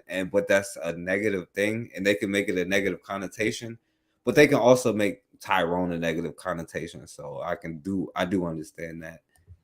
Different skin types, backgrounds, ethnicities, whatever you want to say. You have no idea who you're going to meet. And you know, when you say things just like okay, when people say like, oh, I only want to date this type of person, or I won't date this type of person, I'm like, okay, you're saying that now. Just wait. Because one of these days you're going to meet somebody, you're going to make a friend, or you're going to want to start dating somebody. And you said that 5 years ago, and you'll completely switch up once you meet somebody who just is what you want from them and is the love that you're looking for. Now, if I want to have a black child, can I do that with them? So how could, I mean, what do you think about love is love, MD2? I think it's a very sick drug. And I see that one of the comments in here talking about drugs or whatever. I think what it is it's a corruption of European control, i.e., in order for us to not look and see what love really is, which is we use it as an emotive content and not something that is productive in a European context.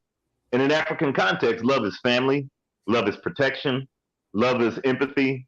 Love is just more than just an emotive outreach that someone can actually, exploit, and which is clearly what happens. Don't ask me. They call it Valentine's Day, and they make a lot of money in it. So the thing is I think it's an unfortunate thing that, again, it's over-identification, Brother Forecast, where what we do is we want to spend time being someone else, doing something. I mean, look at the Negroes that are running around nowadays calling themselves everything but an African. I'm indigenous, I'm a Moor, I'm a freedman, I'm a Kemet, I'm a whatever. Because of the fact that the over-identification of something, of not wanting to be the obvious. Ain't no different than this so-called love is love nonsense. It's that, okay, I'm going to try to identify with something to make myself comfortable because I don't want to be who I am. Now, again, this is a mulatto, so that might be a different case, but I've seen it come out of Negroes many a time. Hopefully that answers your question there, Brother Forecast. Yep, absolutely. And I'm gonna let a little bit play because I want to hear their answers, but MD2, I want to answer, and you can answer. Do you feel some type of way when you see a black sister, beautiful black woman, with like a white boy is weird, but I'm gonna play it. So people can have racial preferences. It doesn't offend me to hear that people have them. But when they say that, I'm just like, oh yeah, whatever. We'll wait and see. We'll wait and see who you end up with and who you find attractive, because you don't know. You haven't seen all the people in the world. You don't know what you're going to end up with. But to look at somebody and by the way, when people say that, I'll never see all the people in the world. I know the people in my world and the people I want in my world. And you better start focusing on who you have in your circle, and don't just allow just anybody in your circle. And contrary to believe, that's not what I'm saying. You know what I'm saying? And MD2 explained it earlier when he came on exactly what I was saying perfectly, but that's not what I'm saying. Like, when you say love is love, you know what I'm saying? You have to take the time to get to know somebody. You know what I'm saying? You're making a conscious effort, a choice to do that. And by the way, when a lot of us do it, we're doing it out of self-hate reasons. So that's that too. So, I'm sorry. I'm not gonna stop it unless MG2 want to stop it. I'm not gonna stop it until they get to that point. And expect them to date somebody, which is so common, especially in Black culture. people looking at black women or black men and going, I can't believe you're dating a white girl. I can't believe you're dating a white guy, that you're just like shilling yourself out to another race when you should be creating black families. You will hear that so often. Let me know what your background is, and if you hear that from people on your side of the racial aisle. Do people in your family or your friends and peers, turn their nose up when you date somebody who's outside of your racial group? His Because it's a girlfriend very black. common thing in the black community. Can I just say, he His opened ex this was video black. I guess the lamenting only that one. that interracial marriage. I was just featured a group of hot Asian men in my stories on Instagram. Men are like, I guess she's a white girl who's on white boys. I mean, Asian dudes. Marriage would have been banned. He's and red yet pill. he's stigmatizing interracial His couples. girlfriend is black And from I don't know where he's Texas. going with this. It made him feel some type of way to see the black woman choose a white man, but He probably I hope smacked that her this for is voting for Biden. And I feel bad about that because it shows that I have this racialized view, and Right. I put these racial boxes over your happiness and as an individual, and I have this like racial component to how I judge relationships, and I confess my sin of that. Right. That's actually such a good point. To cry about loving, to cry and say like, we needed loving v Virginia in order to get married to people outside our race, and then turn your nose up at people who do it. I hope you're right, Taylor. Hope you're right. What would you say to someone who shared those sentiments? What would you say to them? Well, friend, I don't even know if I should say friend after you just said that to me. Based. She said, no, I'm kidding, but I had to say that's the first thing that came to her mind. Too much white people, they cool energy coming out on each other. They had to turn the energy up. Can't be any different just because the color of my skin is. And people can't judge me for picking someone who doesn't look like me. Based. Like, I feel like they expect me to pick someone who looks just like me, but that's not fair. They should just want me to fall in love with whoever it is that I vibe with.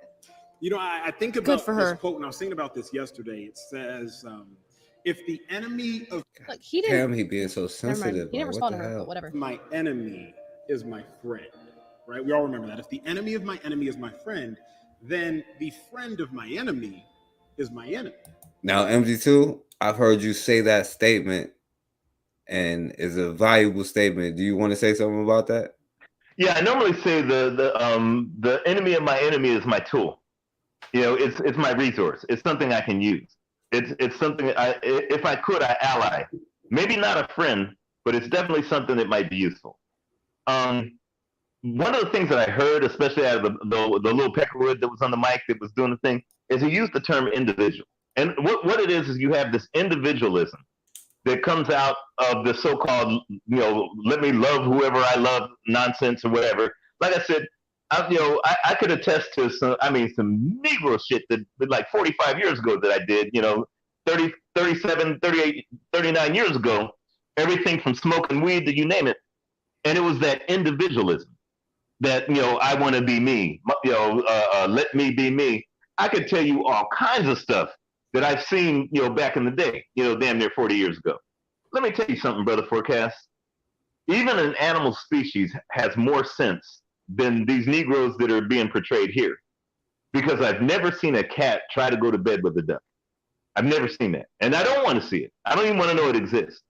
Because even an animal knows to perpetuate its species, it's going to have to go ahead and make some sort, not only a physical, but even for security reasons or whatever, to make some sort of connection with its own. What we're seeing here, when I heard the little peckerwood talk about individualism, and then the little negress kind of co-sign, and then the Negro, trying to, again, in a very effeminate way, try to espouse miscegenation, it just showed me that these are very selfish, again, a bad piece of lettuce. They're very sick. And a lot of black, or I want to call them black folks, but whatever, they're very sick because individualism is one of the worst viruses. It's worse than COVID. Okay, individualism makes you say, well, I'm going to do me. And so therefore, while you're doing you and the others who are doing a collective thing for themselves, not only are you out on an island when a war starts, but all those other individuals that you could have helped are also in a jeopardized fashion. So just really listen to the words of individuals like that because they are very individualistic. Hopefully that answers it there, Brother Forecast. Yo, absolutely. And Hardcore, have you seen one group of cat oppress another group of cats, my brother? All right, so let me go back to the video. And I was thinking, historically speaking, white people are the enemy of black people. So when you see a black person with a white person, then all of a sudden you're like, wait, you're with the enemy. Have you lost friends based on who you love being a black man? I wouldn't say I've lost friends. There has been a lot of difficult moments with people that I'm very close to that it's been very hurtful, and I don't know exactly how to approach it. I don't know how to communicate our relationship to them in a way that they understand. I don't know how to get rid of racism and just allow them to see him for the person that he is.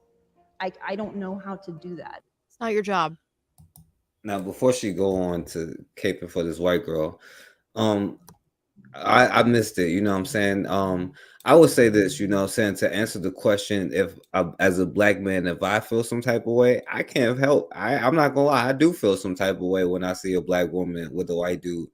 And maybe it's natural, I don't know. I feel some type of way. I don't like it when I see it. And I'm gonna be real, you know what I'm saying? So, you know, I don't know. Like, I don't want to see nothing like that. That's maybe it's something from my past life that I've seen, you know what I'm saying, that's telling me that. Maybe it's just whatever. But I absolutely feel some type of way, you know what I'm saying? And I'm sure they feel some type of way the other way around, you know, but we can't be one-sided with this, you know what I'm saying? And definitely black families is important. And I want my children to look like me. Who doesn't? Well, besides us, who doesn't? You know.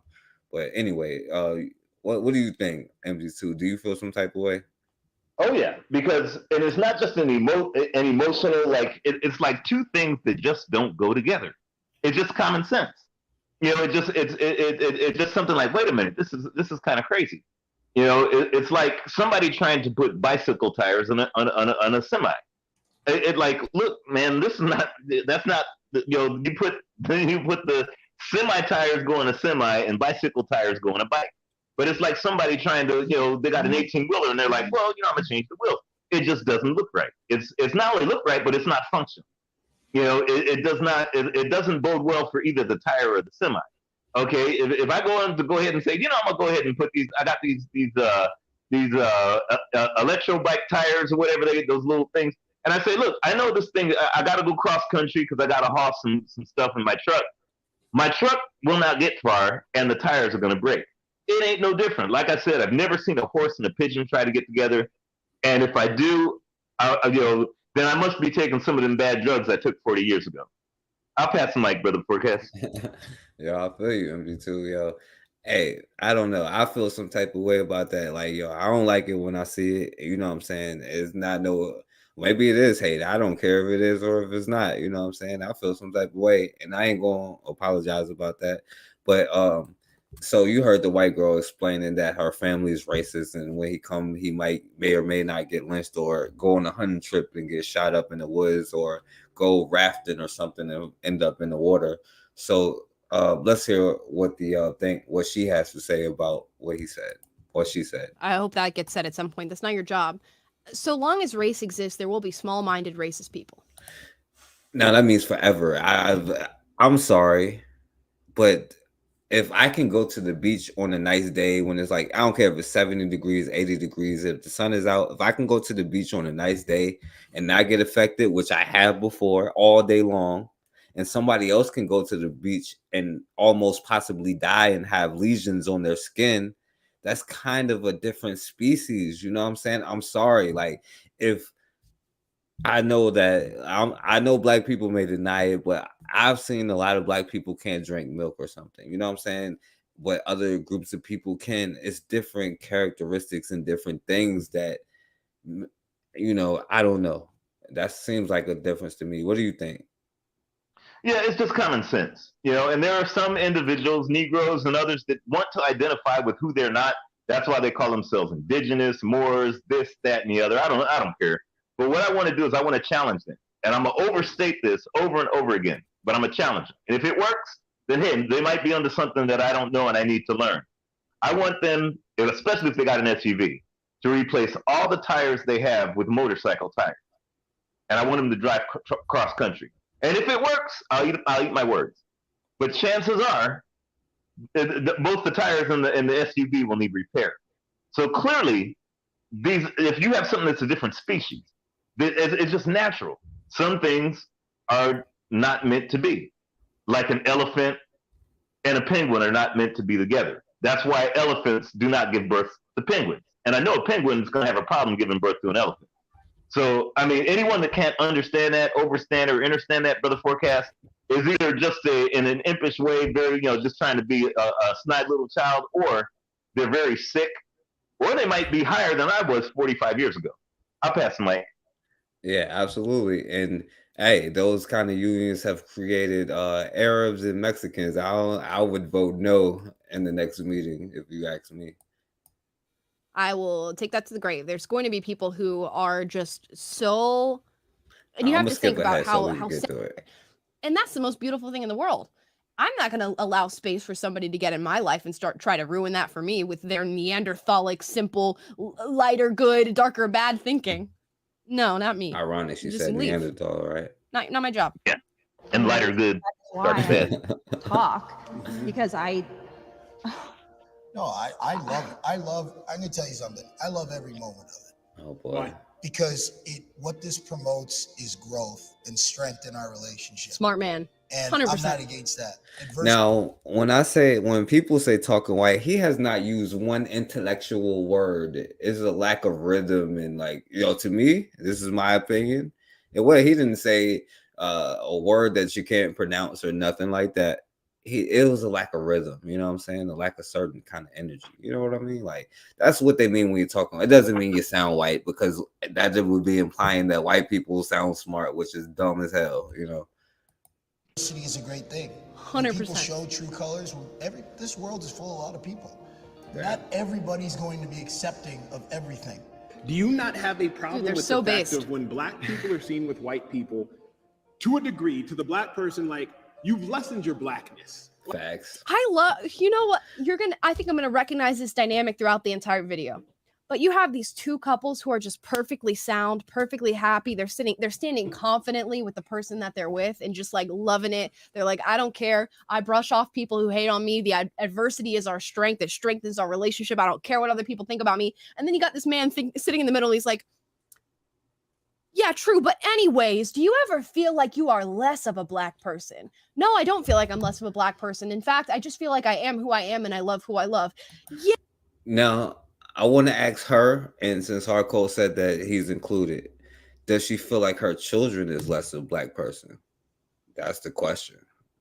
MD2, do you think that's a good question? That's an incredible question. Oh boy. I think she would say, I think she would actually say no, though. That's the problem.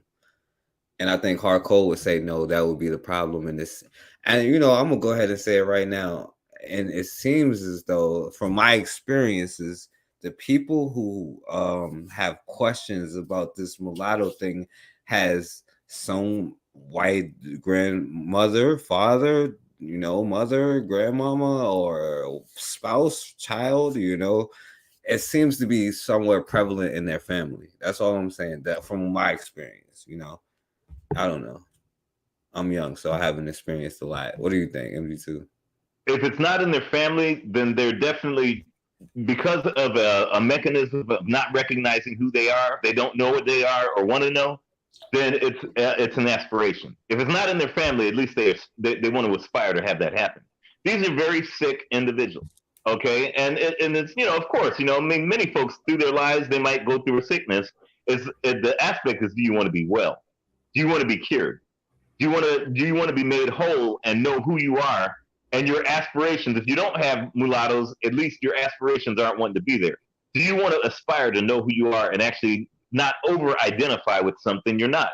The Negro male that was sitting in bed with Becky was talking about growth, a form of growth. And I hear a lot, especially out of those that promote this, I hear a lot when they talk about this is growth. You're stagnated, you're in an old mindset, things like that. But cancer is also a growth. Okay.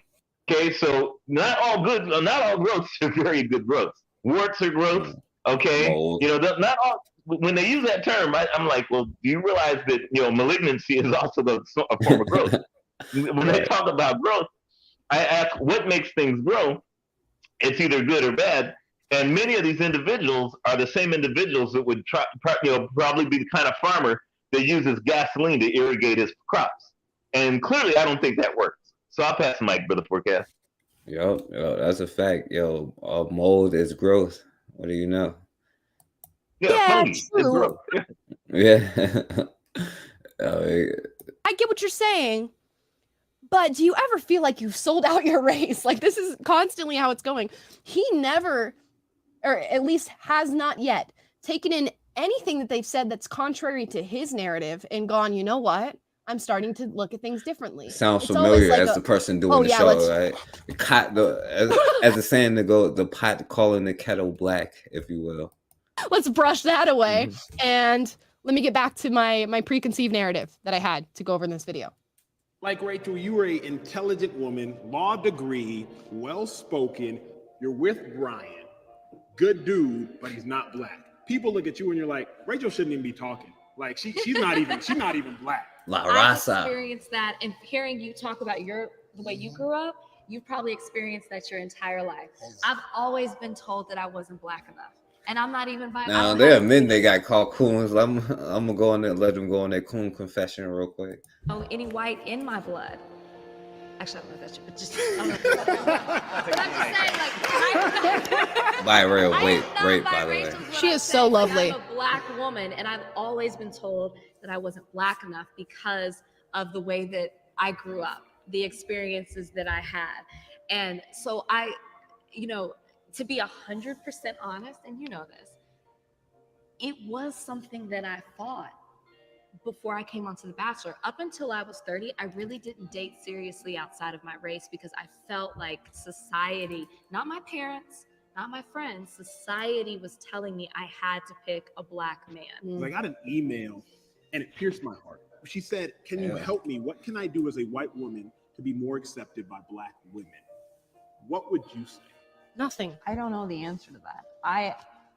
I feel like, PK's family and his friends, his family's friends, everyone has been so accepting of me. And that's just being raised right. They got invited to the barbecue out this bit. Being raised right. That's it. And I just try to be kind to every person that I meet. And even if they hate me because I'm with a strong black man, I'm still the same person. I know that I'm a good person. I know that it doesn't make you sad. It does make me sad because negativity. Doesn't matter how many positive things these women, and not really, the men aren't really talking that much, but these women say, but you don't feel guilty. But you don't feel horrible about that. But you don't feel like you're being subjugated by this white master who you're now dating. I just can't.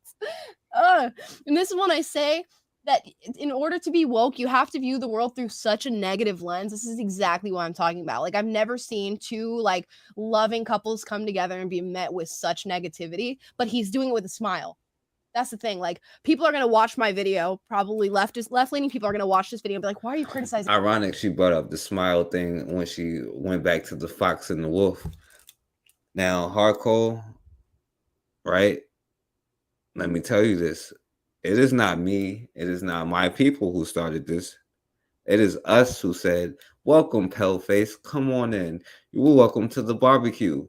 In 2022, it is my people that say Rainbow Coalition, people of color, welcome to the barbecue. Black and brown, you're black. And you know what those brown people say? You're black. Because they don't give a damn what black people say.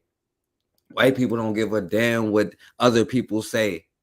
Because they don't respect what we say about, right now we're drawing the damn line. The line gets drawn somewhere because you can't just keep going out there. You're going to have to make a decision. You know what I'm saying? We didn't start this war. You know what I'm saying? I'm not, this is not the Planet of the Apes. Maybe it is, but we didn't start this war. You know what I'm saying? Ape named Cobra started this war. You know what I'm saying? So until that issue is resolved, you're putting your kids in a crazy position. Like you on here defending it, and your boy on here defending the Asian and black mix. No, it makes you a mix between black and Asian. It doesn't make you an enemy per se, unless whatever.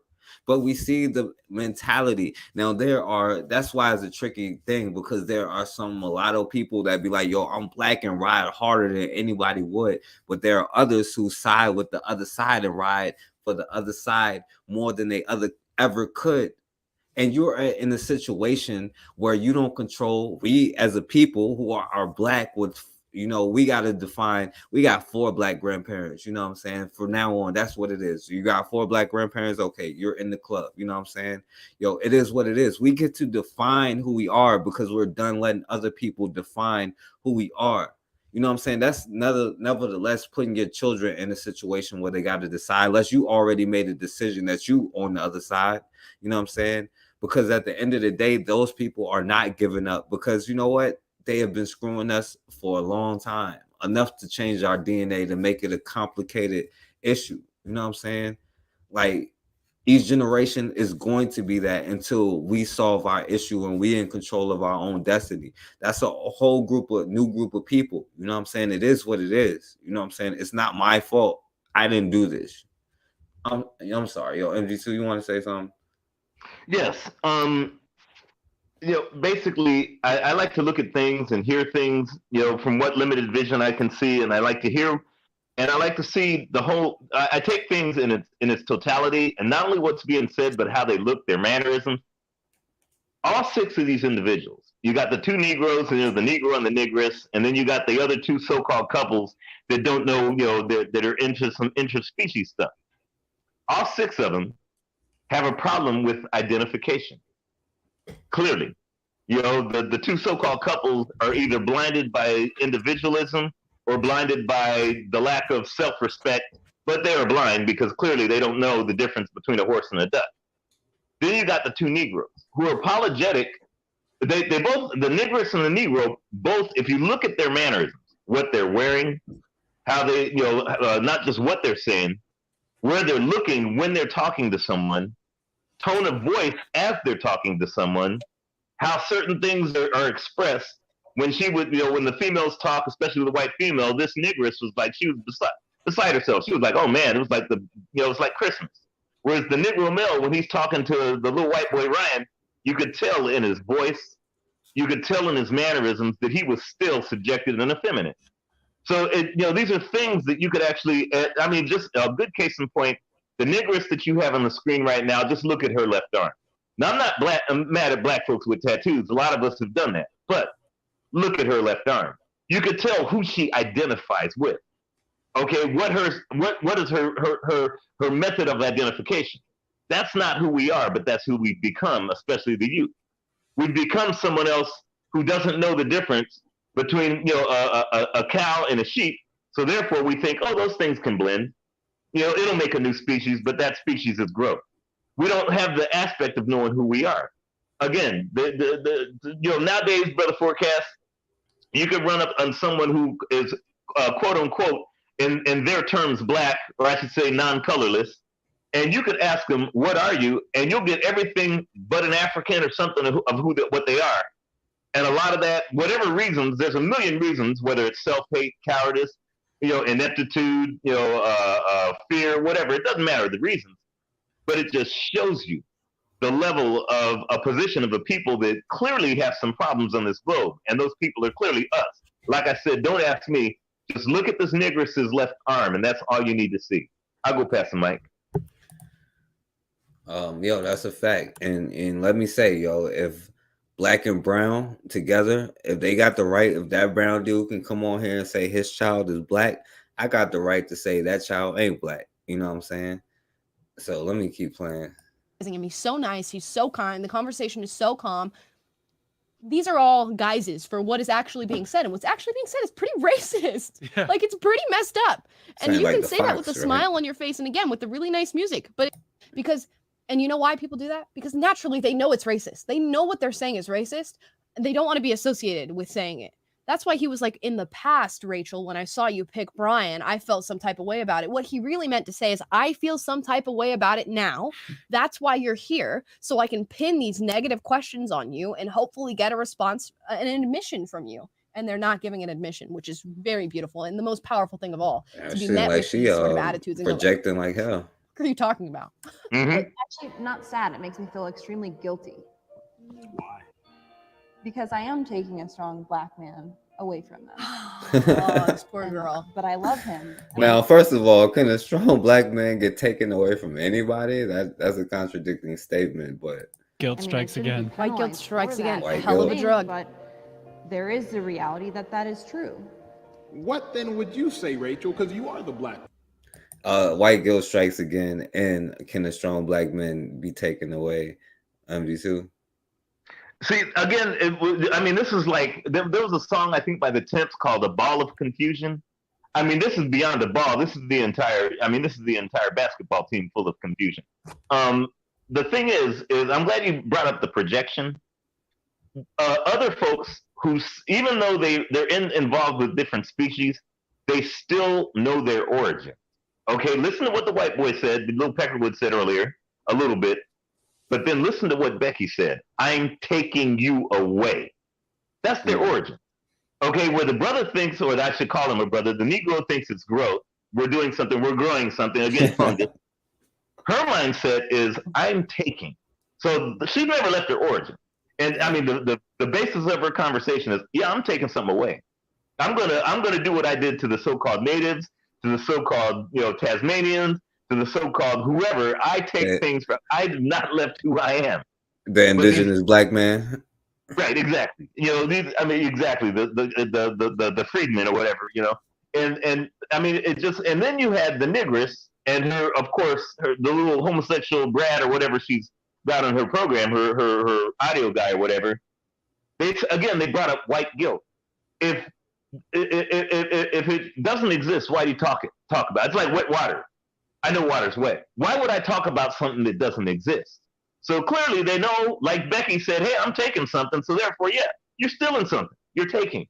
So therefore, guilt is definitely a part of that process, even if you, like Neanderthals, even have a limited version of a conscience. There is something there that you know you did that was wrong.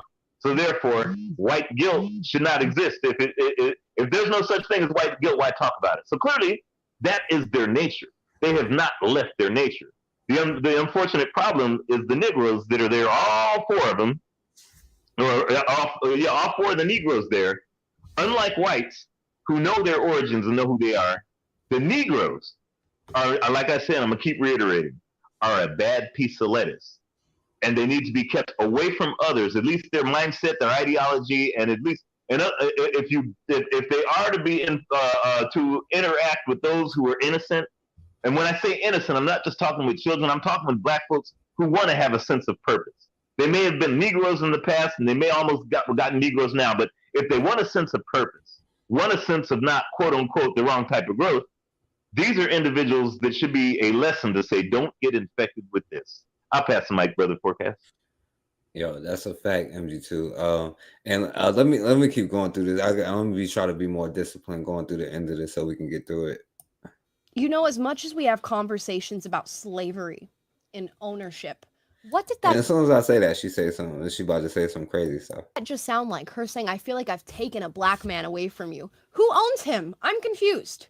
Who has ownership over his body, his mind, his heart, that you're taking it from somebody? You're not taking it from anybody, because he is an individual that is owned by nobody. He is not owned by his race. He is not owned by his gender. He's not owned by his family. So we talk about getting out of enslavement and systemic racism and all this stuff. You are quite literally setting up a modern day enslavement of like what black people are supposed to think, who they're supposed to date, who they belong to, as she just insinuated in her comments. Why is that good? Why is that helpful? What can a white woman do to be more accepted by black women if the only reason she's not accepted is because she's with a black man? There's nothing you could do. Thank you, Rachel. What you said hit me when you said you feel guilty. And All you you gotta do is shouldn't bring feel some guilty barbecue for to the loving who cookout you or love. make That's some their Kool-Aid or problem. something. There's nothing that you can do to She's so change based. that. And to be honest, I used to be that Black woman. I feel bad saying that out loud, and now being in my own interracial relationship, but I was 100% ignorant. I would look and I would see a white woman with a Black man, and I would automatically assume certain things, and that's because I was so closed-minded. It's a heart issue, and I say that because I used to be that person, and I'm so glad I'm not that person anymore. And if I go back to when I was in that place, there was nothing that you could do other than leave him to make me change my mind, which isn't fair. No, for my Good job, purposes, Rachel. do you feel like that applies to me? He was like, uh-oh. Yeah, he was like, uh-oh. We finally get some comments from him. I love how none of the questions have been He was directed like, to nigga, him. bitch, I'm gonna Nobody whoop has your ass when asked we him get a home. single thing. Nobody cares for what his experience has been. As well, as far as a Black man looking at me. Yeah, I remember. and that was just a the first question, time I wasn't a dated statement. Outside my race, it wasn't serious. It was before The Bachelorette, and I remember I felt every Black man was looking at me like, oh, there she goes. We lost another one. It was my first date, and I just remember wanting to wear a t-shirt that there said, go that I swear lost this is my word. first time. Why should I have to think like that? I actually there was a friend of mine, and he actually later apologized for it, but he actually, when I was with Lindsay, I don't even know if I told you. A white boy he talking But about. he broke me down about like, dude, you need to be with like a sister, like you need to. That's a black dude. And I think he had a couple drinks, but I never stopped him or put him in his place. I just let him speak. Because I said, Damn strong black man.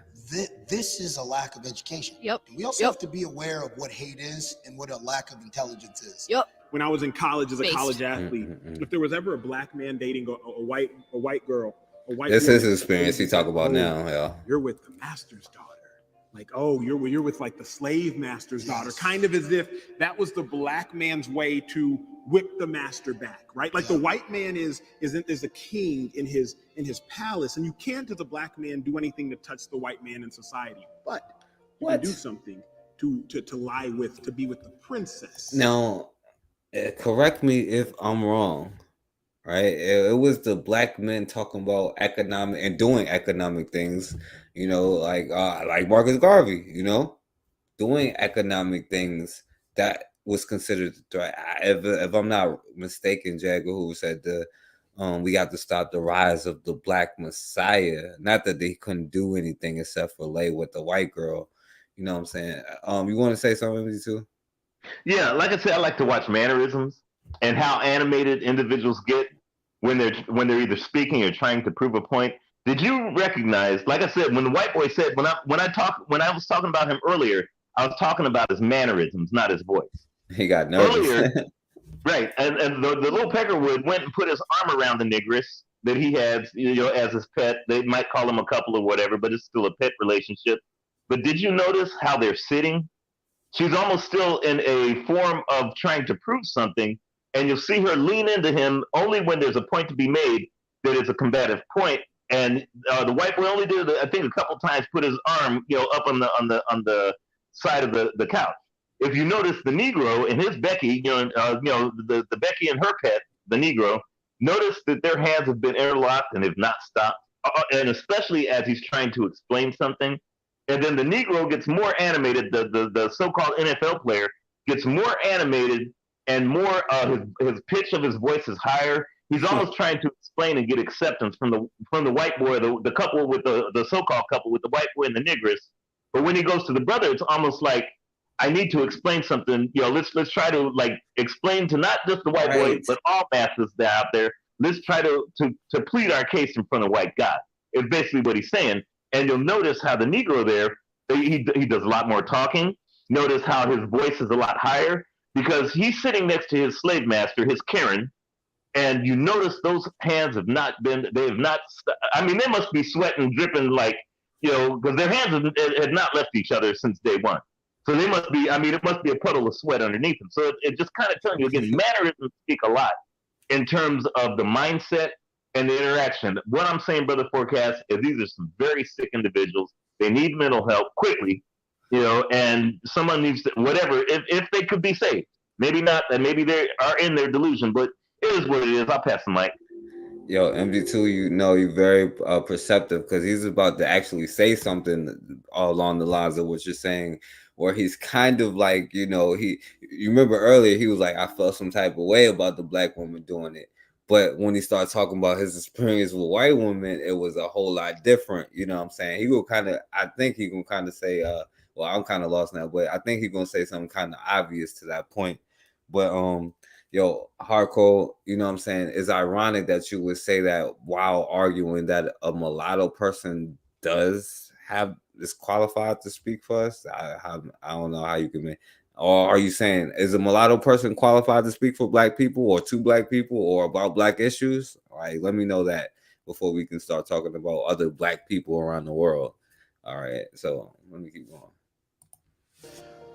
Don't you think that, and what would you say to the black people who have that ideology of kind of like you're still with the traitor, you're with an enemy? All right, so let me run it back because this is what MD2 was getting on before he even said it himself. Because like, look how, you know, like what explanation would you give to black women if they catch you with a white girl? So I can make this explanation. Don't you think that, and what would you say to the black people who have that ideology of kind of like you're still with the traitor, you're with an enemy? Gross people. What a gross, ugly person to think that. MD2, Honestly, you gross and ugly. I sound like the girl HRH on the show. You're gross. You're ugly. You're gross. You're ugly. If somebody is talking to you like that, it doesn't matter. They're gross. Just you can try to educate them or whatever. You know, if they're coming to you like with a genuine, true concern about that, try to have the conversation and try to like get your point across. But don't waste your energy trying to teach somebody who's like that your love is pure and normal. You don't have to. It's really not your job. And that has nothing to do with the person being black. It has to do with the person being horrible. Like, we can attach all these ideas to blackness and whiteness or whatever. But if a white person said that to me too, guess what? You're also a horrible person. Your skin color really doesn't matter to me in that situation. What comes... Okay, MD2, you are a horrible person. Okay, he came on the show. And yeah, what's up, Hardcore? Oh man, what's up? What's going on, bro? You know what? It's funny when you talk about this issue. I was watching a video. I think it was in Los Angeles. You may have seen it. These guys try to rob this liquor store, and then as soon as they came in there with the gun, one guy got shot in the arm, and they went out screaming, saying he shot my arm off. You see that one? No, I didn't see that. Yeah, that happened, I think, today or yesterday. And hold on, you said somebody robbed the store, and this store it was actually a group of black guys that came in there. They had a nice ride too, some type of SUV. It looked like a Volkswagen SUV of some kind. They come out, they got the 222 rifle, trying to hold it military style as soon as they walk in the door. And as soon as the guy saw him, he had the shotgun. I guess he had to saw him on camera, grabbed the shotgun, shot his arm off. Well, he didn't really shoot his arm off, but at least we didn't see it anyway. But he got shot, then they ran out and left. But that's not the interesting part. The interesting part is they were interviewing people, asking them their thoughts on it. And of course, they interviewed white people. And they said, oh, this is good. These criminals, it's good that the good guys are fighting back. And then one lady said something that caught my attention. She said that, you know, this is good that this happened to them. You know, some people feel like they're owed everything. So they come out doing this kind of stuff. I'm like, what is this lady talking about? What's this got to do with an attempted robbery and a guy getting shot? And some people feel like they're owed everything. I say, you see, this is what's always on their minds. It's always on their minds, no matter what. And that's the sad part. And I wrote a few things down because you said something. Yeah, hold on. I'm kind of lost. Okay. What that had to do? What that story? You was just telling that story, or? No, because it was the white lady. They interviewed a white lady.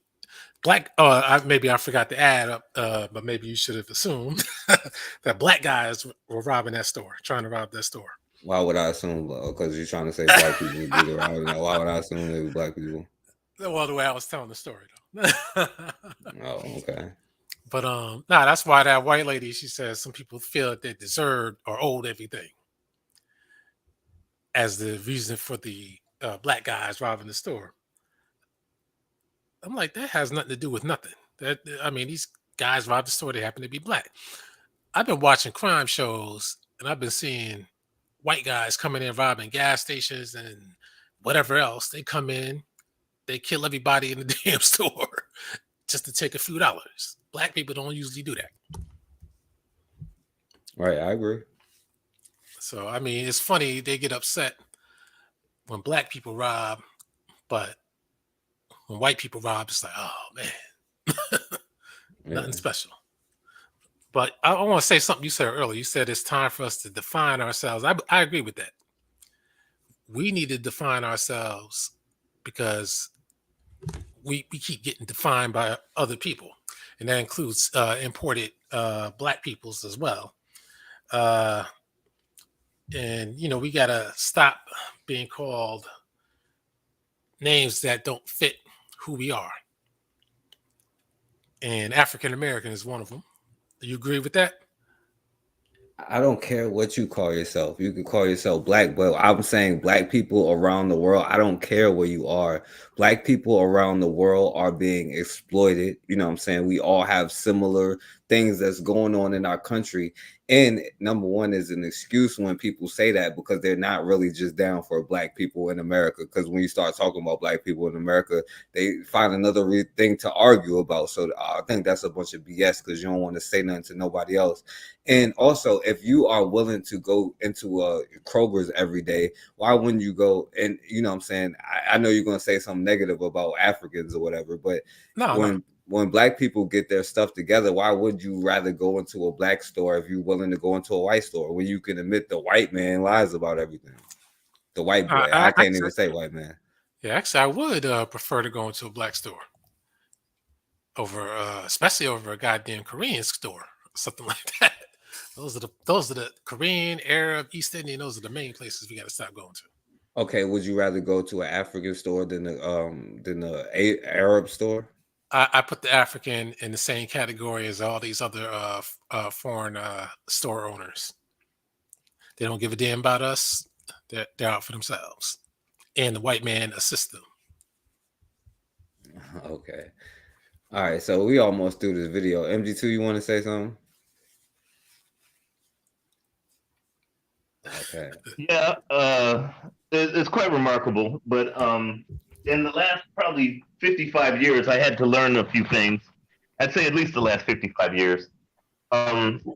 Whenever I go in and I talk with others that using the terms of Africans or others that may look like me or have my ethnic makeup as they, whenever I hear that, and then in the same sentence, I hear a white man or the white woman, I tell myself that maybe there is a problem with self-definition. Maybe there is a problem because I will not call you a they, Brother Forecast. You might be Haitian, you might be Jamaican, and then turn around and say the white man. Because I have to know my definition of who I am. And it's great that that you guys brought it up earlier that it's about time we start to define ourselves. The problem is do we know what to define ourselves? And even if we even did know what to define ourselves, are we going to live those definitions? I'm always saying that Black, African, whatever you want to call yourselves this week, Indigenous, Moor, Kemet, Israelite, Hotep, Islam. I don't care what the identifications are because they're all nonsense to me. My thing is, are the actions that of individual collectivism or collective individualism? And clearly, as we were listening to the Negress and some of those other individuals on that video, all I heard the word over and over is you're an individual, individual, individual. So clearly there's no collectivism in terms of activity. You can tell by the so-called mates that were there. They were different species. So clearly there's a problem with self-identification or identification at large, even with the Peckerwoods that had their pets there. So the thing is, and I have to bring that up. I know it might sound harsh, but clearly there is a confusion amongst a lot of us when we use the term of other Africans that are no different than us. We just boats. It was just a boat ride. That's the only difference. When we use the term they, that means that individuals that even use the term they and then turn around of others who have no connection to us and use that in terms of man or woman, that clearly speaks that maybe we have to do a lot of homework on our self-definition. I'll pass the mic. Yeah, yeah. Harco, are you pro-American or pro-black? You can say I'm both. And which one are you though? Pro-black first. Okay. So you're pro-black people globally, or just? First us, Black Americans, then Black people globally. Okay, so I'm not understanding what you're saying then. What do you mean? Because if you're pro-black globally, you're saying you're drawing the line, right? But you're saying I'm not even mad at you for saying, okay, you do stuff for black people in America. Well, okay, only do black stuff for people in America, but you're gonna have to do stuff for other people. But you keep coming on here saying we should draw the line with Europeans, but or not Europeans, but with Africans. But you're saying that you're pro-black with the people globally, right? Yeah. Right. So I'm not understanding, Oh, well, let me try to clarify. I'm not pro-African, and I don't believe that we're all Africans. And like this guy Acho, Emmanuel Acho, been watching this guy. This guy is clearly white-oriented like most Africans, and he always hates on black athletes, especially black quarterbacks and black NBA players. Are you talking about the guy who was on this video? Yeah. Okay, yeah, go ahead.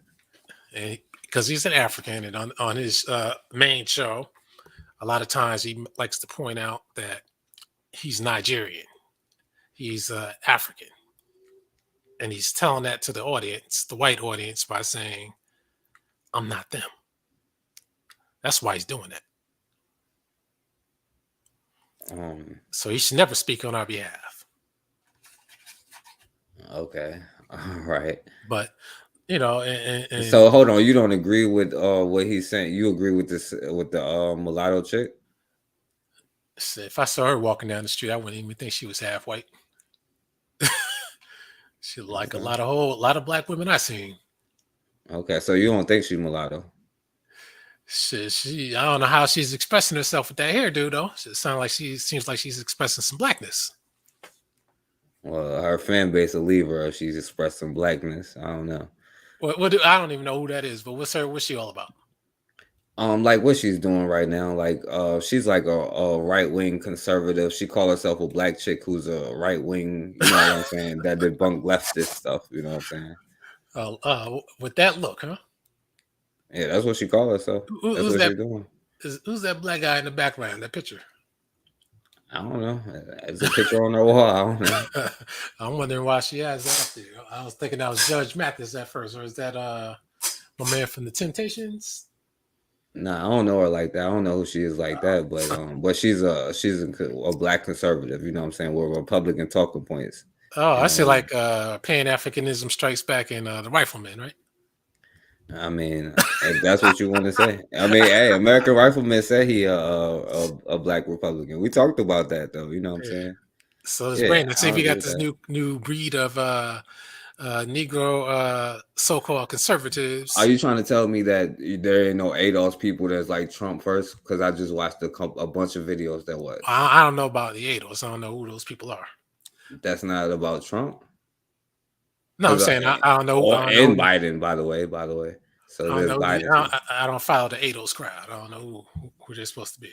Indigenous people too. Whatever crowd you follow, there's people in your chat room that probably vote for Trump. I was going down. I was down with Trump. Well, there you go. And the reason why I was down with him is because I knew that the lies that were coming out about him being racist, I would constantly ask people. And it's not because he was a so-called Republican or a so-called conservative. It's because they kept lying on him, saying that he was racist. Let me ask you this: is Joe Biden racist for the? Oh yeah, no doubt about that. No doubt about that. Because of the crime bill. That and what came out of his mouth. So what did Trump say about the crime bill? I don't know. He said it should be tougher. He said Joe Biden didn't do enough. So would that make him racist too? Well, I mean, if he didn't add that we got to make sure we get thugs off the street and apply it to the thugs on the street, then he didn't say anything that alluded to racism, but Yeah, Joe Biden did. he said that though. He He's- like go back and look up when they was talking about the crime bill. Trump was a Democrat at that time, and he was saying that Biden should have been harder on these thugs on the street. That's what Trump said. Yeah, during the 90s when I know Biden said that, but I didn't hear Trump. Go look it up. Go look it up. Go look up how he felt about the crime bill. Oh, a lot of people could feel that the crime bill. So now it's cool. The crime bill is cool since Trump said it. I'm just saying I ain't hear nothing overtly racist, but we did hear Irishman Joe Biden. But you can't call Joe Biden say racist for that bill and then not call no for his racist stuff that he would say. Okay. I think he said something about comparing blacks to cockroaches and all that kind of stuff. And so I guess you agree with the shithole countries part. Okay, so we're gonna keep going to the video. That was unprofessional for Trump to have said that. But he wasn't lying though. Mm-hmm. Okay. Comes out of your mouth and your actions matter. And if you're looking down on an interracial relationship simply for the fact that it's interracial, don't care if you're white, black, Asian, Hispanic, you're not a great person and you've got some work to do and you're ignorant and you need to grow and learn a little bit before you come back and try to have the conversation. It has nothing to do with your skin color. Well, I would say that those people are searching for something and I found it. Exactly. And it's happiness. So base. I don't have to define what makes me happy to anybody. It's hardcore up there with his white girl, with his mulatto children. My parents, my Nah, I'm joking, bro. Damn sure wouldn't be looking like that. My whole life, right? So I'm sorry, I'm not coming home to you, to anybody here. I love it. Even if, because I have to dig in on this point because I would be remiss not to. Even if there's the ideology that Lindsay's ancestors would have oppressed your ancestors. He's so stuck. This is an ideological blinder, the likes of which I've never seen before. You are so stuck. You might as well have him ask the questions, right? Put his headphones on like this and turn on loud music and go la la la la la la la la. I feel guilty by you just saying that. No, but that's how you would think. Like I'm not associated with what people 4, 5, 6, 7 generations did before me. I mean, because I'm white. I think it's hypocritical though. Yeah, listen. And what a beautiful husband. I think they're married. So what a beautiful husband. And you added this. White. This is a human rights issue. There you go. Right, so there we go with the human rights stuff. Into the situation. There isn't any. It's not here. Aside from those small-minded people who exist here and there. Never met one. You came and put this in the situation. You added this. Let's keep watching. Okay. So if I'm talking about changing the game. I'm talking about changing the narrative, and all of us as a black culture are talking about changing. Well, you can't want change in one ways and not the other way. Yep. If we're talking about accepting people for who they are and seeing people for who they are and loving people for who they are, and if somebody respects you, respect them back, then it shouldn't matter what color the person. People are saying this is not about black and white. Whoop. This is a human rights issue. There you go. In closing, there was one email that I received. All right, this is the last thing, so I'm gonna let it play out. There was one email that I received, and I responded to this woman. I said, "I promise I will get it answered." And she said, "Emmanuel, how can I love my black man, my black husband better?" I'm going to ask you, PK, Jesus, to answer that question to Lindsay. Ooh, it's disgusting to love black men. How can a white woman love her black man better? The number one. I sure didn't want to answer that because he's African. You could answer that probably. How can a white woman love a black man better, Harko? Giving them the money. I can agree with that, I guess. One of the toughest things in my life that I thought was going to come was going to be who I was going to share my life with. You have to let that person in. They have to understand you. They have to know how you deal with things. So you hear that, Harko? You gotta let that person in. She asks questions all the time. She's there. The responsibility is on me to open it up and not keep that stuff sheltered inside. Look at all that. I have to do is Hold let on. her in. And My man got a rip under on the shirt. Why are these couples so? What? My man got a rip under his shirt on his arm. I don't know. How the hell my man come on TV looking like this? Right. I don't know. Brian. He got a white girl, so he good. over here. The PDA department. All right. Get offended and call you a mic. All right. So MG2, yeah, man, you want to say anything about that one? Yeah, I see mental illness across the board.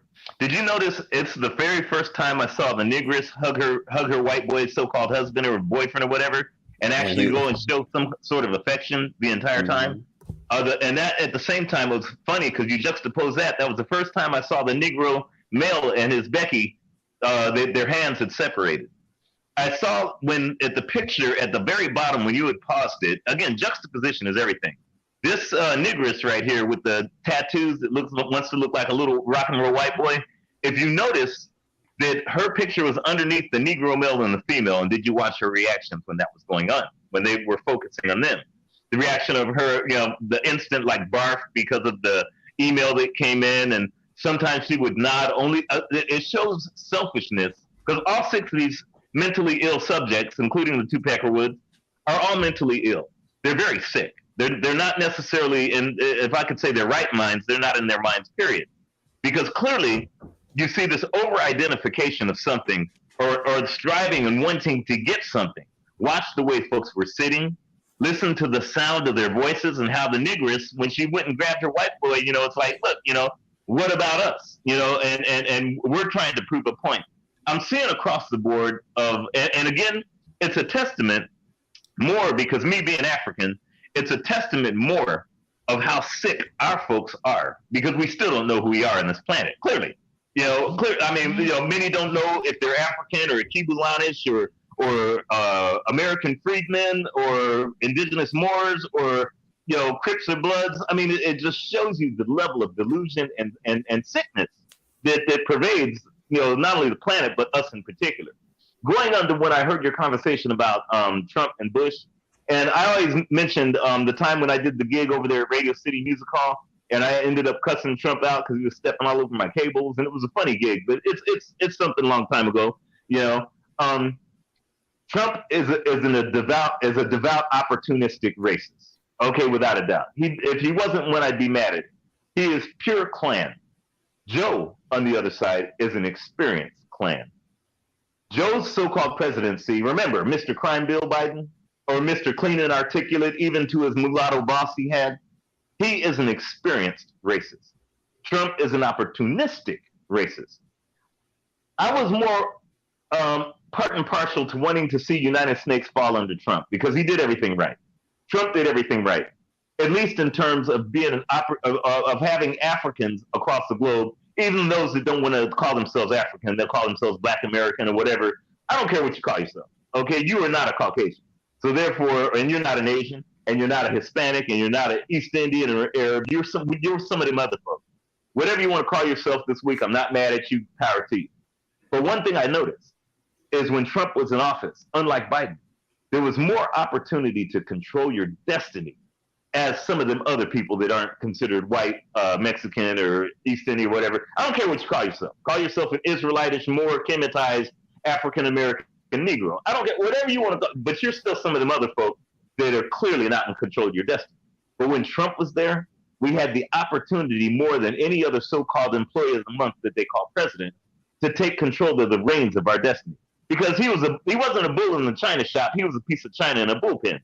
And that gives you the opportunity. Whereas Joe Biden, on the other hand, the experienced racist, he's going to be the undoing of us Africans, Negroes, Kemets, Moors, Crips, Bloods, ADOS, FBA, or whatever the nonsense we call ourselves. He's going to be the undoing of us because his racist opportunism is not, or his experienced racism is more experienced than our collectivity.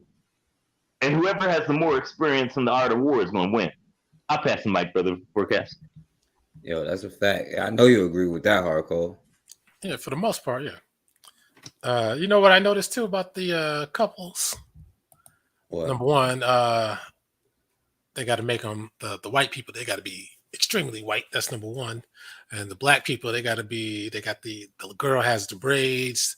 The guy got the raw, unkept hair, Kevin Durant type of situation going on, looking bummy, hat to the back. It seems like it's a visually constructed thing for shock value, reminiscent of 1990s race-based talk shows like Ricky Lake and Raldo, all those kind of people. Phil Donahue. Yep. That's the same thing they do. It's like they repeat it. I go on YouTube, I watch stuff, commercials from the 60s and 50s, even TV shows and stuff, or talk shows or whatever I can find, and news clips. And one thing I noticed, because that'll give you a better idea of the time period, And one thing I noticed that when you see documentaries from the 60s, 70s, 50s, talking about race, the one thing that hit me is just the same exact stuff that they're talking about up until today, and then presenting them in the same way. The only thing that really changed are Black groups, or groups that are called Black, and Black people being called Negroes or colored. Other than that, it's the same thing, and it's the same small hats running the same show, running the same game. And again, in the chat, in the comment section, I said, you know what? How come we always see these things about it's black and white, but we never see it's African and white? We never see East Indian and white, Asian and white. Asians and whites are together. Russia, like I always point out, is a country of hybrid Asians and whites.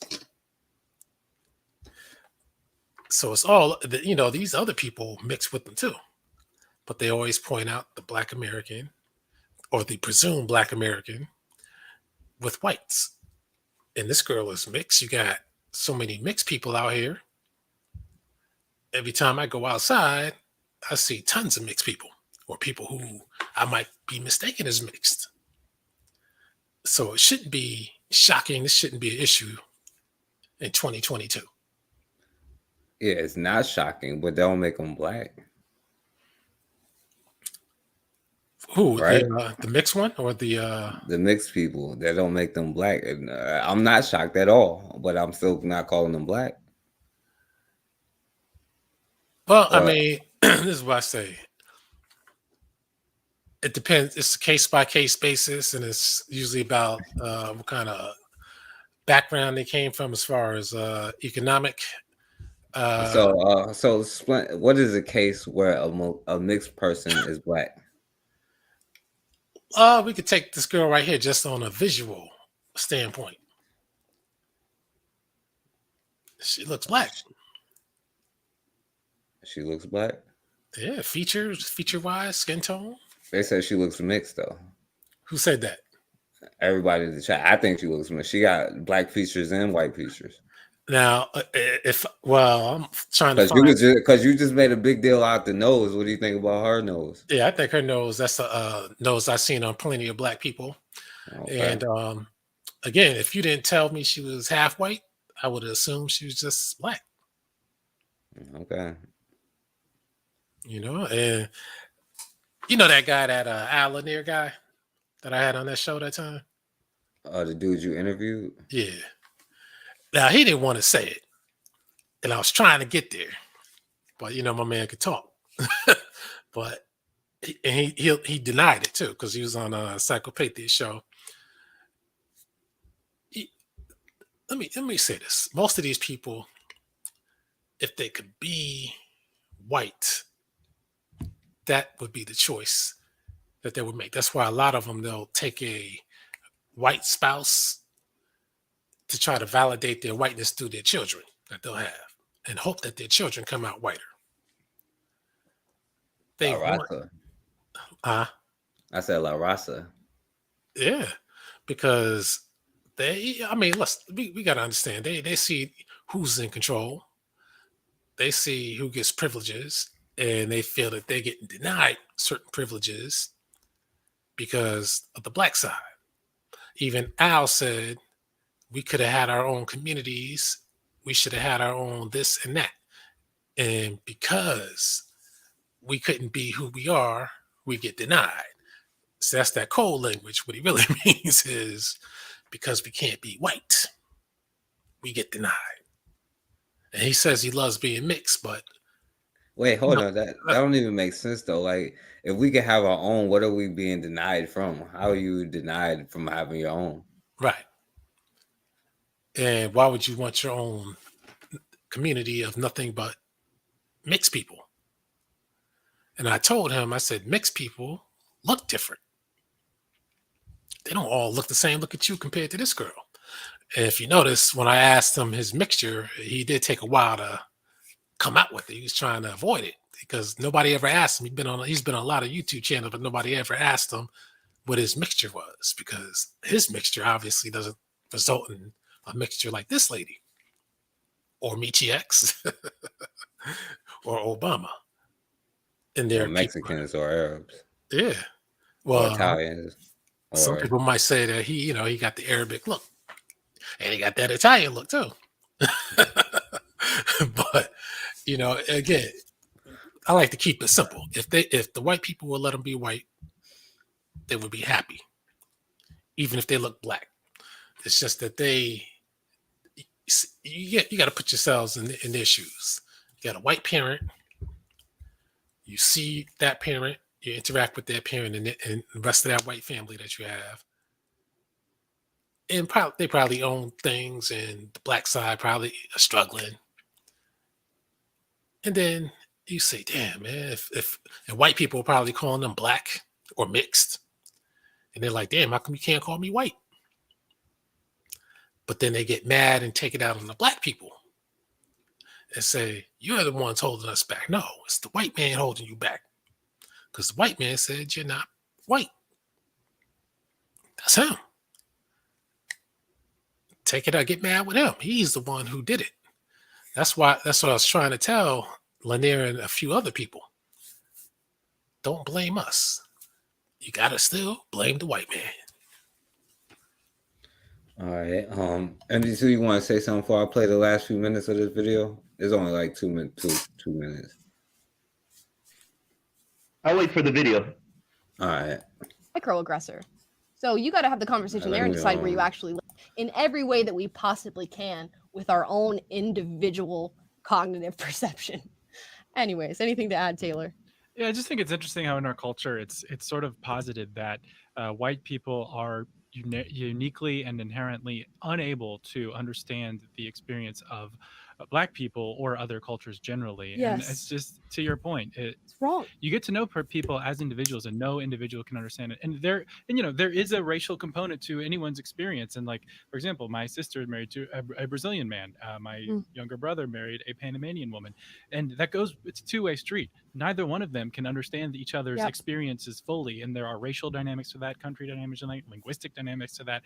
But every person as an individual, you have your experience, you have your thoughts, you have your whole life patterns and culture and things that you inherited that you had no control over.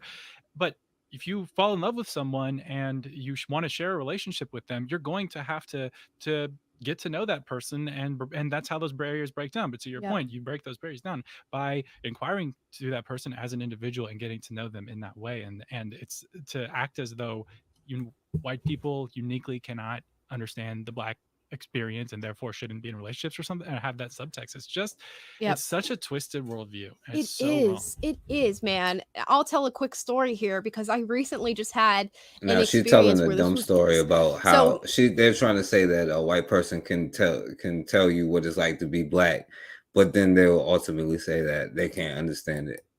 She goes, a lot of people said I wasn't Black enough because I'm highly educated, because I grew up with two parents in the household, because I led a seemingly privileged life in comparison to people who are lower income and don't have the education that I've had. But somehow that is attributed to whiteness rather than just being a privileged individual in the United States of America. And that is wrong, because there is not a cookie cutter way to be Black, to be white, to be Hispanic, to be Asian. And the fact that so many people view the world that way shows how simplistic our minds are. Anyways, the comedy show is great. The ending to that story is that Amala walked up on stage and slapped him in the face and said, all right, so I'm gonna stop it right there. But before I get y'all statements on this, Hardcore, have you ever been told that you wasn't Black enough? You know what? The only time that happened, my boys back in the days, they're trying to hook me up with this white girl, right? You know how it is. You know, you're trying to get what you're trying to get. But I spoke to her over the phone. She asked me to describe myself. You was trying to get a white girl, bro? Hey, man, that was back in the days. Hey, no you know more. how it is. You don't get white girls no more, huh? But you know how it is when you're trying to, do what you're trying to do. You don't give a damn how it's coming. But anyway, she asked me to describe myself. I described myself. And you know what she said to me? What? You're not black enough. She said, "You're too light for me." I said, "God damn." I'm darker than you. She must have knew the future and knew that a white girl got more black features than you, right? You know how it is, man. They just want them. They want them dark, man. Right. MG2, have you ever been told you're not black enough? Oh, many a time. Especially because of for lack of a better term, my lexicon and how I go ahead and espouse my lexicon. I even to this very day, I get Negroes saying, "Man, he must be white," which is okay. Whatever you think, I still know who my competitor and my enemy is. And even the Negroes that say that will know that I'm their best friend when it comes time to war. Then, they'll be coming to this guy that sounds white saying, "Please help me." And I'll be right there for him. So, it is what it is. But one thing that gets me that I find quite remarkable is when I hear the little negress, like I said, she's like a bad piece of lettuce. Her corruption is complete. Remember, you can't eat wilted lettuce in a salad. You gotta throw it out. The moment that you get some of that wilted lettuce in there, it's like, man, I can't eat this shit. She's wilted. No different than the other 6 individuals that were on that panel as well, the Negro and the 2, interspecies couples. One of the things that I learned is when folks say I'm educated, like a lot of folks would tell me that, and that kind of, in a ways, to me, that was kind of an insult, because to me, education is the practical application of information. It is not because I can recite words of an oppressor better than another brother or sister down there, which is what I do. I can recite whatever it is in the so-called what they call the King's English, but to me, that's not a badge of honor. To me, I'm just using a form of communication. My oppressor's language or my oppressor's so-called education is not my badge of honor. In other words, they practically apply information, but what they're doing is it's no different than indoctrination. You're saying things by rote in order to make someone else's destiny complete and not African or black or whatever we call ourselves. So when I heard her talk about education, it reminded me of my grandmother's dog.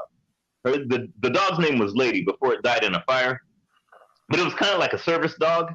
And that dog could do everything from open doors. That dog could even turn on the oven. That dog could even probably, light a cigarette. That dog was educated, but it was still a pet.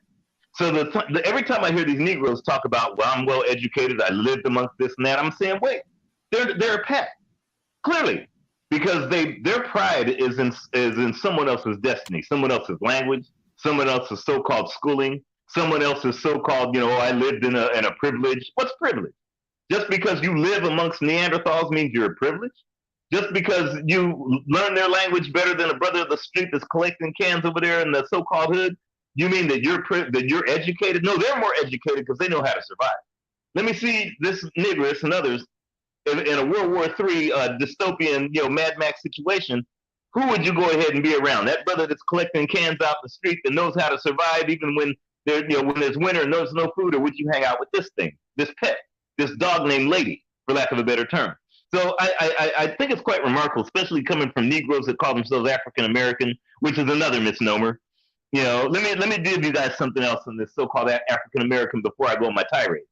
Anytime I hear that, that reminds me of my grandmother's dog Lady, because in that word, you have, in English context, you have what's called a noun and an adjective. So every time someone says, well, I'm a Black American or an African American or whatever, and clearly when they use the term African American, I say, again, we still don't know who we are in terms of self-identification. You have a noun and you have an adjective. Why in the hell are you going to call yourself something that you're not? In other words, what if they called this so-called America, what if they called it the planet Pleiades? Are you a Black or an African Pleiadian now? What if they called it, a doghouse? Now are you an African doghouse? You're identifying with something someone else gave you. Africa is not an adjective. African is not an adjective. That's who you are. But you use it as an adjective. Adjectives are like steam coming out of a tin cup. There's no substance. You know, my red could be Brother Forecast Blue. Brother Forecast Blue could be Hard Cold's green. It's subjective. It's in the eye of the beholder. But you're using that term African as an adjective, as something subjective, something that doesn't have any substance or basis. So therefore, no different than the so-called educated dummy, this negress, that is the unfortunate education, the dumbing down of their education that has unfortunately infected us all. Clearly, don't ask me. You can ask 5 of us on this panel or in these chat who you are and what are you, and you'll probably get 5 different answers. But that is, again, a testament, which is also an activity of a people, no matter what we call ourselves, that definitely better find out who they are real quick. Because other folks out there, Asian, Hispanic, whatever you want to call them, white, East Indian, Arab, whatever, they know who they are. And if you know who you are, you got the advantage over anyone who doesn't. I'll pass the mic. Yeah, I agree with you, on MD2. And Harco, before we, because I want to get y'all last thing so we can get up out of here. But Harco, let me ask you this. Okay, what are we then? You know what I'm saying? You mean Black Americans? Well, whatever you want to say. What are we? We're black, or like, or we are like I don't know anything. Black is the placeholder name. Again, if we're like tribes or like what, like anything. Oh yeah, everybody, you know, everybody's tribal. I mean, we're different tribes that were here in North America.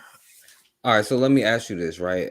When I was on your panel, I forget what the sister said her tribe was, and your boy, he was the Sioux tribe.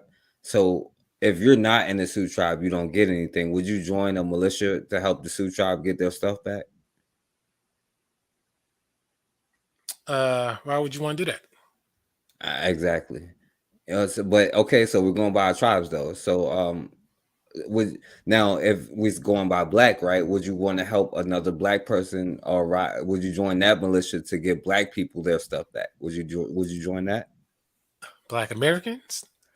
I said black. I said black. Would you help one? You said tribes. You said no, you wouldn't do that. You know what I'm saying? Because now you're naming a specific tribe.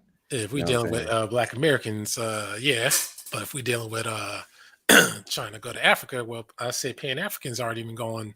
I didn't say try to go to Africa. I just said work. No, I'm just saying that if you're talking tribes, that's why. What you said you wouldn't do that for tribes, though. That's why I went to the next question. So you would do that for tribes. So you would join the militia for a Sioux tribe? No. Okay, but your boy Tyron is in the Sioux tribe, though. No, he's not. Oh, what tribe is he in? Who was it? I forgot. Oh, Muskogee. I'm sorry. So you would join the Muskogee militia? A militia? No. Why not? You wouldn't help your boy get his stuff back? I don't know. I guess you got to get more specific on the scenario. What? Would you join a militia to help black people get their stuff back? What kind of stuff are we talking?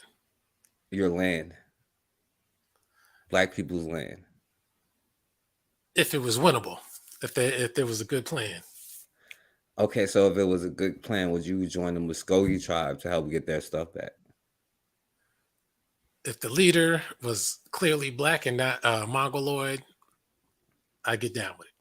Even if you're not Muskogee and you don't get nothing, you would be down with it? If they get something, then we end up getting something.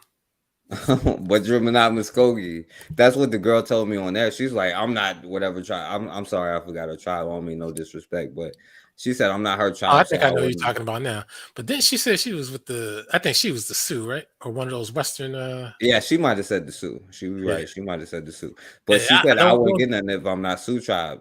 I'm not gonna lie. I was kind of shocked that she was one of those Western tribes. I'll be honest with you. A lot of people are shocked that a lot of tribes all say though. I'm not. I don't know. That's because a lot of people don't know that, you know, we've been trained on what a Native American is supposed to look like, just like we've been trained on what an African is supposed to look like. Oh, so have you been trained on what a Sioux is supposed to look like? Actually, we have been. So she could be a Sioux then. Yeah, I mean, but when you're dealing with Western people, those are usually Mongoloids. But she could be. So you would I join, forgot what her story was on that. but well, she's a Sioux. I take her word for it. I don't know her story either, but I'll take her word for it. Just like I take Tyron's story that he's Muskogee. Now, are we going to join their militia or are we not? Like I said, if it seems like a just cause and a good plan, and like I said, Okay. if one person gets a benefit, But she said I wouldn't get anything because I'm not her tribe. I'm not Sioux tribe. She said I wouldn't get no land because I'm not Sioux tribe. But I think she was talking because you were talking from an African perspective, I guess. I never said I was. I said I was a black person who want to get my stuff back. So hold on, we got to do a examination before we get the people who's down the ride first. Well, it all depends, but I mean, obviously, that's a scenario that's never going to take place anytime soon until people rise up. Maybe it won't take place because people is like, "Oh, I got to fight for the Sioux tribe instead of being black." Because, like you said yourself, I would do it for black, So maybe if we breaking down these individual tribes, it'll be hard for us to do that, don't you think? It could be, but at the same time, somebody has to set it off. Could be or has been.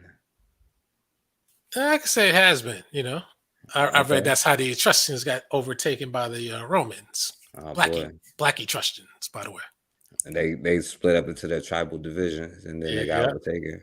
Damn, that's crazy, right? One got attacked. They're like, "Oh well, that's them." Oh well, that's them. Almost like when Haitians get whipped at the border. Oh well, that's them, right? Or that's different. Hey man, they're coming from another country though, another land, to another land. So. Oh yeah, I wonder why. Because their land has been taken just like ours, right? I thought they were supposed to have been the mighty Haitians with the revolution beating the French. You know what I said, and they was against me when I said it. But anyway, I would say but we are the mighty Americans who have fought back, and I stand on that too. We have fought back every step of the way. We have fought back, right? Don't you agree? Oh yeah, definitely. Not That's strong the same enough. thing. My opinion, true fighting, we gotta eliminate Uncle Tom house niggas. That's what we really got to do. Because okay. Oh my bad. Go ahead. No, I was just gonna say, as long as they're not afraid to coon, and they get paid for it, they're gonna continue to do it. So you got to make their job hazardous, to say the least. So after all this that we just said, would you say it's more beneficial to fight for like your blackness or like a specific tribe? You mean for Black Americans? Just for freedom, for your personal freedom, you're like being selfish. I want my freedom. Would you say it would be more beneficial to fight for my tribe, or would it be like for Black people in general? Well, given the fact that we are the Black Americans in this country, it would be for our tribe, our general tribe.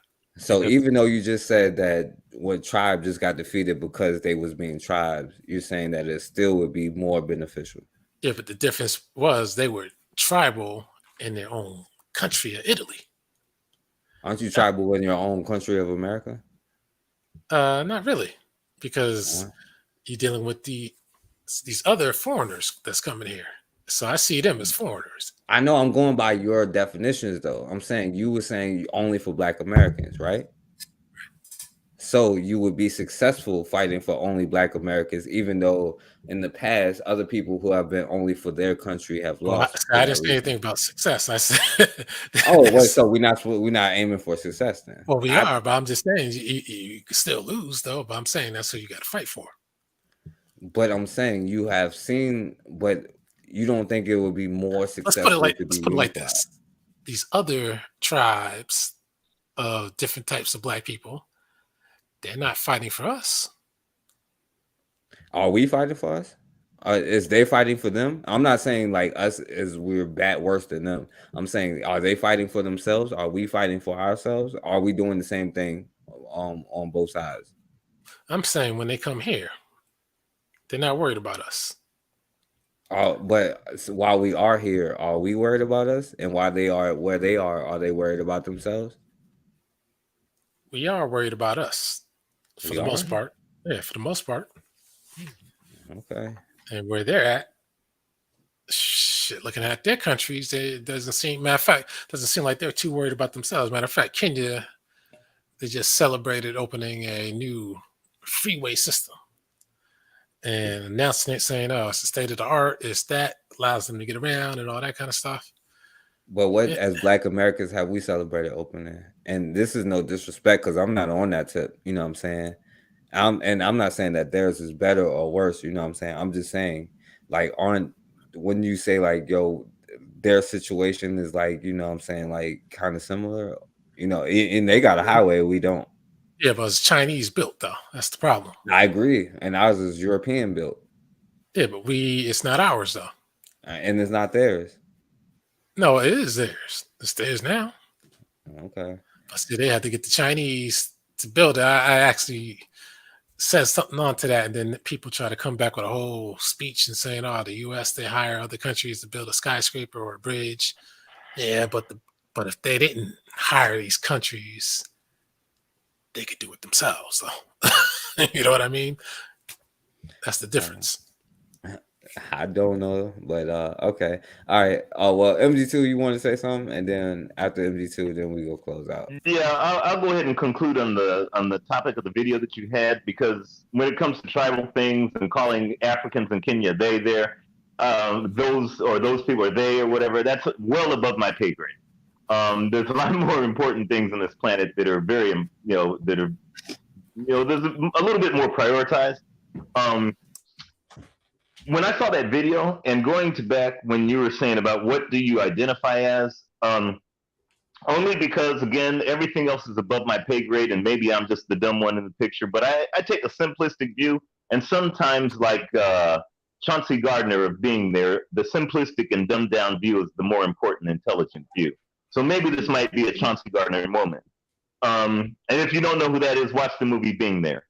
I identify as Dr. Khalid Muhammad said years ago, Black, African, whatever you want to call it, is color, culture, and consciousness. And I'll never forget that. And I have to add commitment. And because commitment means you're doing things. You're at, the activities of what you're doing from color, culture, and consciousness.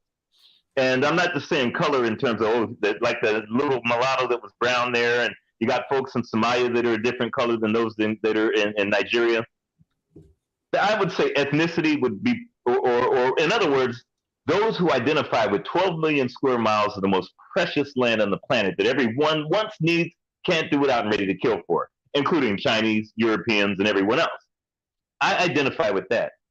That 12 million square miles, other folks might call it the land of Kemet, Africa, Akibaland, whatever. I don't care what you want to call it. I don't care what you want to call us. I identify with that because I'm not a European. I'm not a so-called indigenous whatever tribe. That's not me. It's above my pay grade. Because I look at others that identify with those things and I say, what are you doing now in terms of your destiny as a whatever you want to call yourself? Does somebody else tell you how high to jump? And I'm almost sure I'm going to go out on a limb in this. I don't care if you're Muskogee, Kemet, Crip, Blood, ADOS, FBI. I don't care what kind of nonsense people call themselves. But another race who has their destiny under their own control, whether they're white, Asian, East Indian, European, whatever, they'll tell you to jump. And not only will you jump, you won't even say how high. You'll be like an Olympic high jumper because they own and control everything we want, need, can't do without, and ready to kill for. It was not a Muskogee or a Kenyan that made the phone that I'm talking to you on. The data and the satellites for us to communicate were not from a Cherokee or from an ADOS, or not even from someone from the Nation of Islam. The car that you drive on the street and the lines that are painted to make sure you don't get a ticket by someone who will put their knee on your neck was not done by a Pan-Africanist. They did not make the car. They did not make the tires of the car. The fact that if you go to a hospital because you have either a broken toe or a broken brain, you're going to be worked on by some technology that was developed by someone who is not from ancient, equestrian African or whatever, and definitely not a Pan-Africanist from the land of whatever. So clearly somebody has our destiny in their hands. I identify with those of us with that 12 million square miles that some call Africa that want to take our destiny back. They want to make sure we're in control of all aspects of our lives. So if we're in a plane, it's a plane that's derived by us, that's built by us, manufactured, innovated, and developed. If we have a vaccine, it's developed by us because it's in our best interest to do it. If we have clothes, it's developed by those who identify color, culture, consciousness, and commitment. So therefore, as I've always said, the more we don't identify with who we are and don't know, and again, the tribal aspect and the other type of monikers are above my pay grade. I'm minimum wage. Those folks are CEOs. But I can tell you one thing. Those folks that really clearly know who they are, who are non-African, non-Black, non-ADOS, non-FBA, non-tribal, or non-whatever, because we don't know who we are, they're the ones who are not hungry. We will remain hungry, not them. And until we change that and know who we are and identify one day, who knows when, we're always going to be the ones hungry, and they'll be the ones fed. Brother Forecast, thank you for having me on here. Hey, and I just MD2 wanted to give just a little heads up. I'm gonna pass the mic. Peace to everyone in the chat. Y'all take care. Hey, MD2, before you go, I want to play something, cause I know you've seen this movie before. Hardcore, I don't know if you've seen the movie They Live before, but I'm gonna just play a quick joint because they talked about the sunglasses, you know what I'm saying? And I know MD2 already gave his closing statement. I'm gonna let Hardcore give his closing statement. I'm gonna close out, but I want to play a little bit of this. That's how I feel with y'all right now.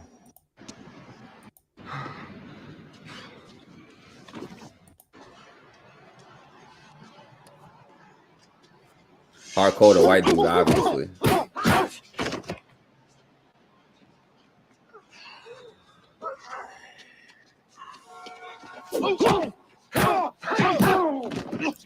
You're right about that. I can see. Don't want to fight. Nah, I mean, just from being white, that's all. I don't want to fight you. Not from winning. No.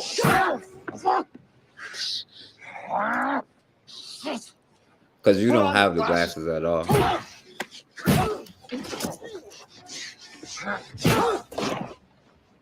Alright, but this is bad long, so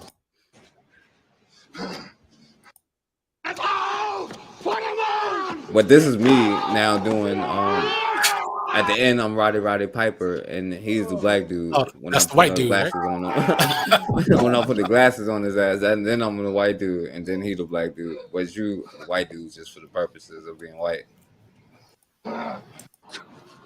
Look at them, they're everywhere. I don't know. Maybe they can see Valley 5th and Spring.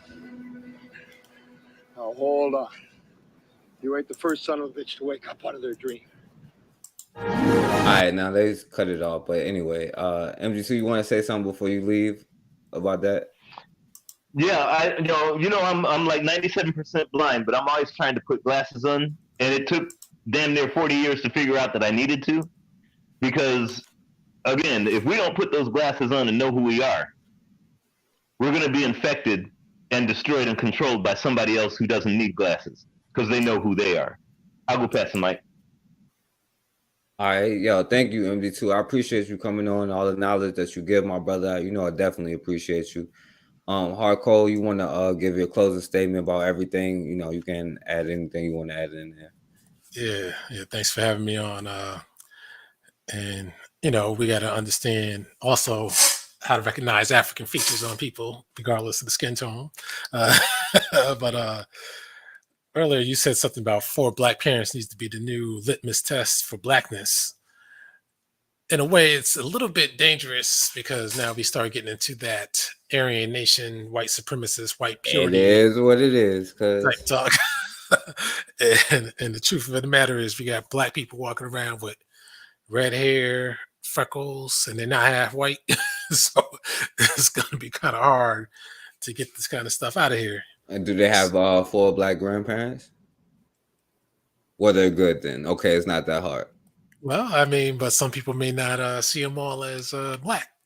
Or they might have to say, hey, let me see your card. Let me see your degree of Blackness. Let me see your 4 Black grandparents. Okay, you're done. So you're good. Yeah, each grandparent. See, when is it end? That's the question. It's your grandparents. I didn't say great grandparents. I said your grandparents. That's where it is. So if the grandparents are all half black, or all or both parents and the grandparents considered black, but they're actually white, mostly white. You say what? You know how you got black people who are mostly white looking, like Adam Clayton Powell. So people, Come on. Come on. So I'm saying, when does it end? See, that's why even with the white Dude, he supremacy, got 4 black parents, grandparents. I doubt it. I doubt it too. But so so that's where it ends. We know he probably doesn't have 4 black grandparents. That's where it ends. That's where I think both of his parents are supposed to be black, right? I don't. How can they if his grandparents is not black? How can they be?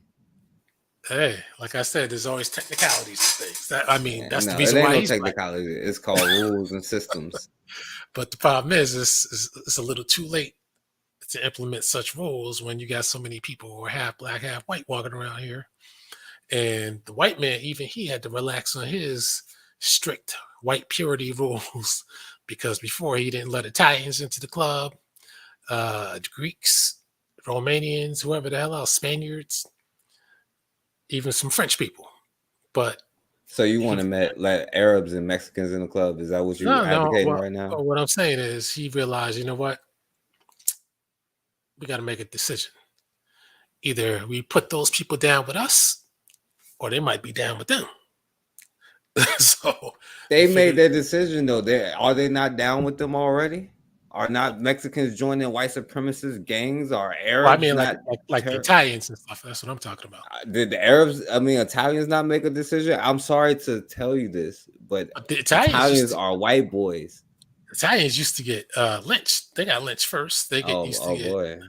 And Slavs used to get enslaved. Did that make them black? No, that's white on white crime. That's called white on white crime. It's not my problem. But they had strict hierarchies, you know. That's their problem. The Arabs are considered white, by the way. And that's their problem too. Yeah, that's why they don't have any problems. and that's maybe why we do have problems, because we don't do that. Maybe. Do you ever thought about that? Well, that's the problem. We got a lot of people who are Muslims, so once they become Muslims, they're like, falling for the Arabic way of life, and figured, okay, I got to have something in common with these people because I'm down with Islam. So speaking of that too, real quick, I noticed Taharka Bey, somebody called him a Muslim the other night. He said, no, I'm not a Muslim. He said, we preach as Moors, we preach Islamism. I said, man, that ain't the craziest bullshit I ever heard in my life. Islamism. Yeah, I don't know about that. But let me ask you this: aren't you American? Yeah. And that's not the same thing as Islam? You're Islamic? No. Why would that be? Oh, you're talking about from his Moorish point of view, you mean? The way they do any it? point of view. I'm not a Moorish. I'm not into that BS. That's BS. That's 100% complete fiction. Matter of fact, I was supposed to have been on this show. We were supposed to be discussing that Moorish stuff, but my man BS. My man is full of shit, by the way, behind the scenes, by the way. My man is full of shit. Just got to let you know that. But in closing, let me just say this, though. But the reality is, the white man, he's been breaking the rules. Even the white power groups, they used to say Northern Italians are white. Yo, hey, Hardcore, I'm sorry to cut you off, but don't you find it ironic that you follow the rules that he breaks? Well, no, actually, that's what the Pan-Africans and. But don't you call Italians black?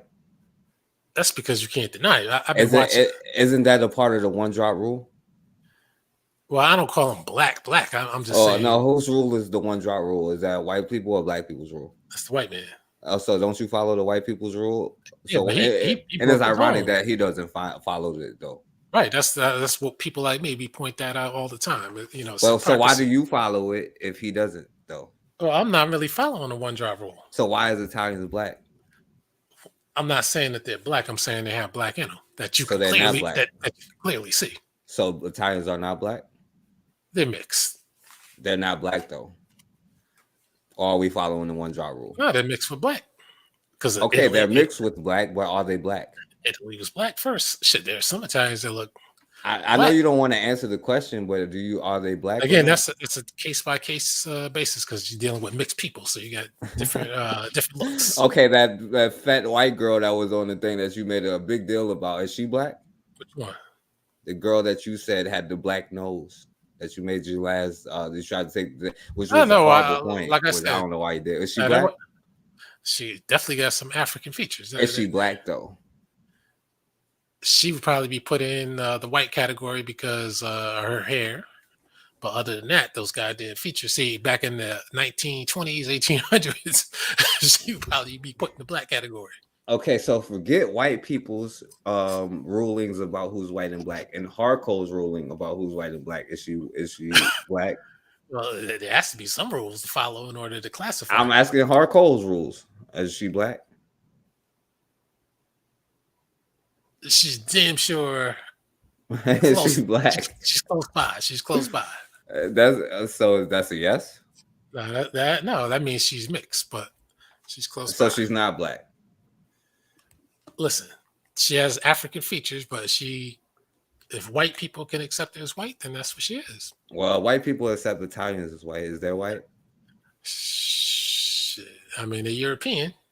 So they're white. Well, European. Damn, you just dodging the question. Yes no, I'm questions. just saying European doesn't mean white though. I'm not asking are they European then. I'm asking are they black? I'm asking are they black? Well, I'm asking are they white? Are Italians white? Hey, there are some that are white, and then there's some. Is that girl white? I don't even know if she was Italian or not. Is she white though? She has white characteristics, but she has black. She has African features. So in fact, she got African pygmy features on top of that. Oh, so she's black. Hey, like I said, it's mixed. She's black. So you're saying she's black. Listen clearly, so we don't keep complicating the issue. No, so it's a yes or no question. There ain't no complication. No, it's not. It's always not yes or no. She's mixed. It's like asking me. It's like asking me if is Neapolitan ice cream vanilla ice cream. You know? Yeah. Oh my goodness. I mean, you can't just say. If I ask you, is it chocolate? You're gonna say no. But I can say yes at the same time. That's why it's complicated. That's why mixes are complicated. So you would say, oh man, if you look at some white ice cream, you'd be like, well, I can't call it vanilla because it's complicated. I can't say it's chocolate because it's complicated. Now, what it all boils down to this. It's white. No, the Neapolitan, because I never said nothing about Neapolitan. I never said African. I never said none of these things. I said, is this person white? And the answer would be like, yeah, she's white. Okay, fine. Here's what it boils down to.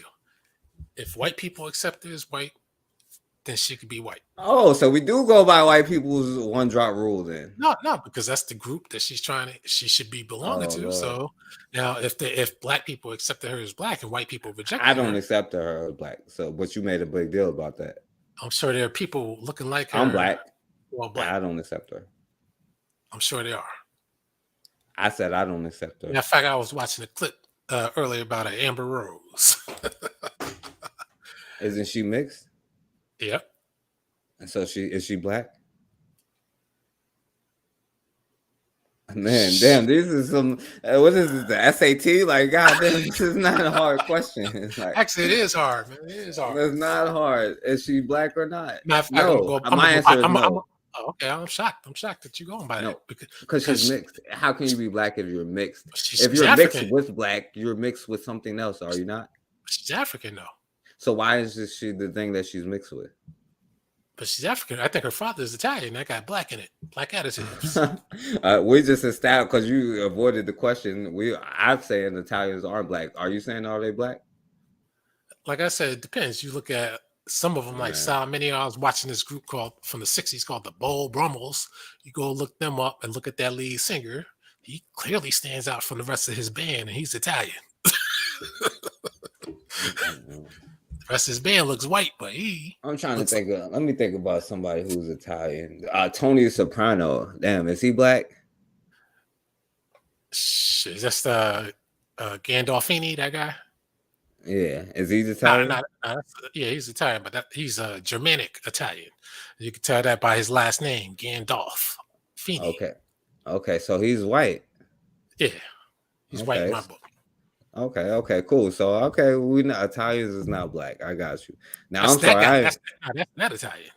Right. But So now you ask me about John Gotti or Sal Mineo or somebody like that. oh my Now goodness. we You dealing talking with about something mixed else. people. You talking about like super white skinned mixed people. Like probably like 90% white people. You I'm talking talking about this is what I'm talking about. Let me give you an example. If the Italian doesn't have jet black hair, a non-European nose, wide mouth, dark skin, that's mixed. That's number one. They would have to be able to pass for any white man. If they could be German, they would have to be able to pass. You know, an Italian of the John Gotti type and somebody from Sweden, they don't look alike. And but they they're don't even both look like white though. they don't even look like they're in the same family. But they're both white though. But see, they're both European. But they're Oh, not both. Wait. So you're telling me that Europeans can look different from each other? Yeah. And white people can look different from each other? Yeah. And black people can look different from each other? Yeah. Oh, so black Americans can look different from white black Africans? Oh, of course, because but they can still be the same kind of people, right? No. No.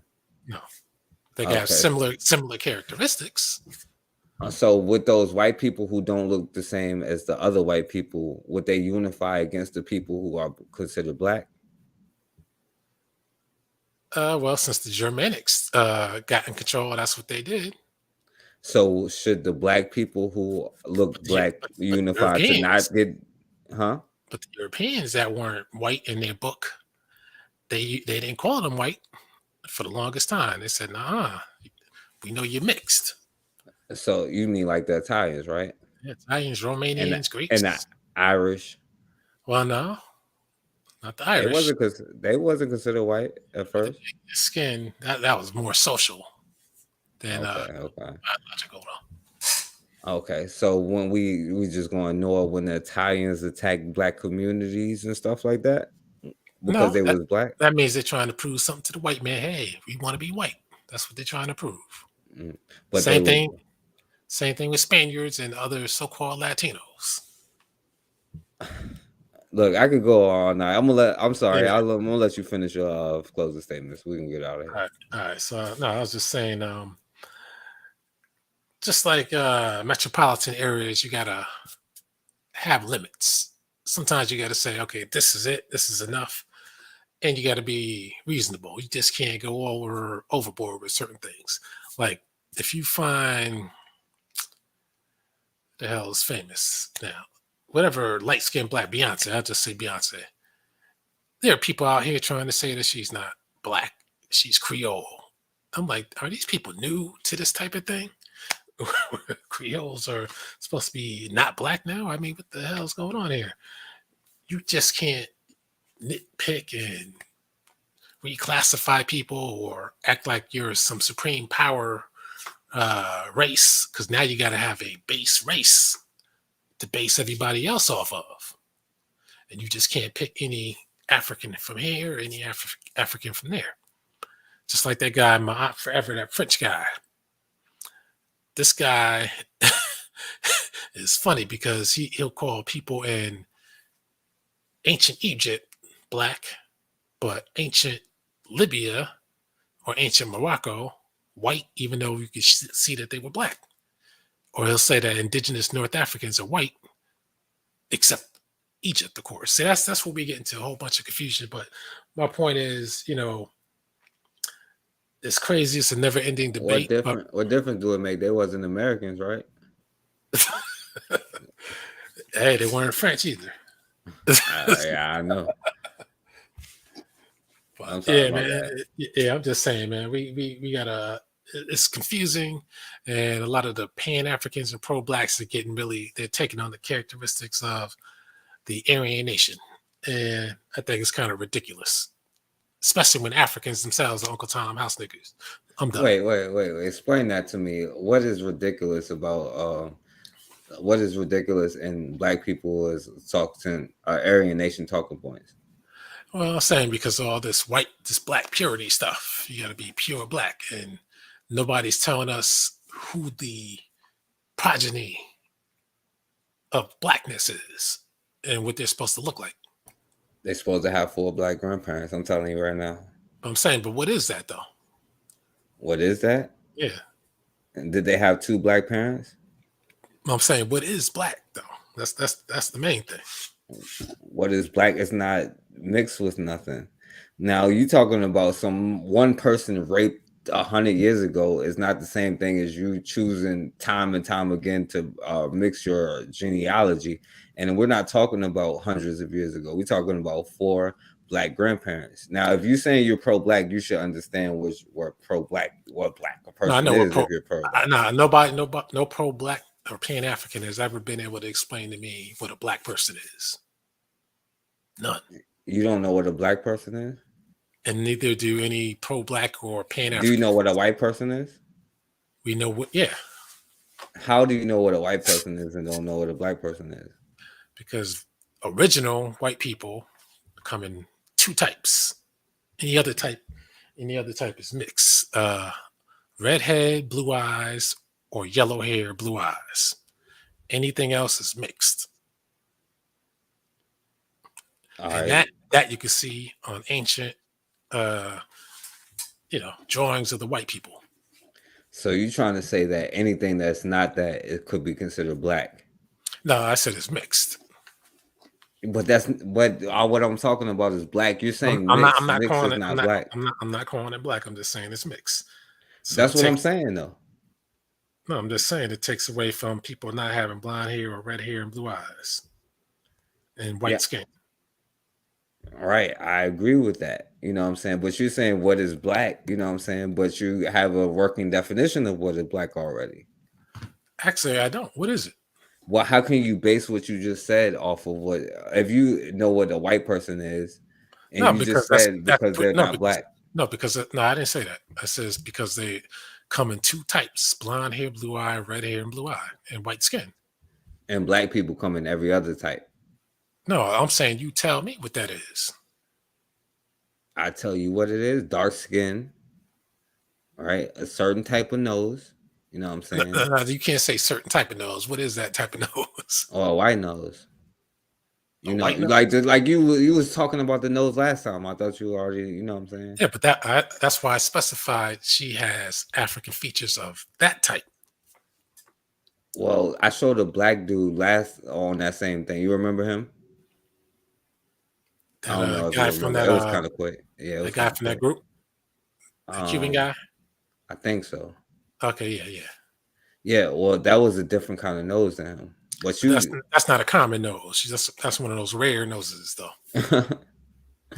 okay. You don't see those noses in Africa. Mm-hmm. But check this out. If somebody has 3 jet black East Indian grandparents and 1 Afro style jet black grandparent, is that person black? You said 3 East Indian black? No, I said 3 jet black East Indians and 1 Afro style jet black. Is that person black? Well, they would be a black East Indian, right? But would they just be black, period? Right, they would be a black person. So they would have 4 black grandparents. Okay, But you're so- saying where they come from, though. Okay, so you count that. So, okay. All right. Yeah. I mean, that's just like saying, would you have like 4 black American or 3 black American grandparents and 1 from France? Like, it's still black grandparents. They just happen to come from East India or Mexico or whatever. Just like there's black Mexicans, but not all Mexicans are black. Mexicans that we think of to me is a mixed class of people. Yeah, that's why they're so dark. Right, but they're not black. But that's how they got dark, though, from mixing with black, like the Maya. They mix with black, but that doesn't make them black. It makes them mix with black. But they could be black if somebody were to call them black. If I was to call them not black, they would be not black then. If that by that, and that's why the white man calls them Latinos. Well, whatever shit. That's what I'm saying. So, but you've been going by the 1 drop rule this whole time. No, believe me, I don't go by that. But you calling Italians black because they have No, black I mixture. never said that they were black. I said that they're mixed with black. And the black is strong. So I don't understand because they're not black. But I'm saying when you see these Italians, you'll see them. They don't have European noses. They don't even have a Roman nose. But they don't have a black nose. Hey, a lot of the times they do. Oh, I don't know. Yeah, I don't know. I know that girl that was on The Sopranos who was Italian, didn't? I know a lot of Italian Jones. I know that they look white to me. Shit, a lot of those people weren't even Italian, and I ain't really watched that show, so I don't even know who you're talking about. But shit, you gotta look at those Italians with the jet black hair that you could mistake for a so-called Arab. I wouldn't mistake them for a black person. That's all I'm saying. Well, that's because your mind is fixated on the fact that they're Italian. They're supposed to be white. Just like Tariq Nasheed's mind is fixated on anybody speaking Spanish. Italian is a nationality. Right. There are black people in Italy, just like there's black people in America. But when we talking about Italians, the image that we get in our head, they're not black people. No, that's the image that you come up with based on what the white man has trained you into believing. I mean, when you look at Al Pacino. So what do you think is what image of an Italian that comes to your mind then? I mean, there are different types. There are redhead, blue-eyed Italians that you might think are Irish. I said what comes to your mind.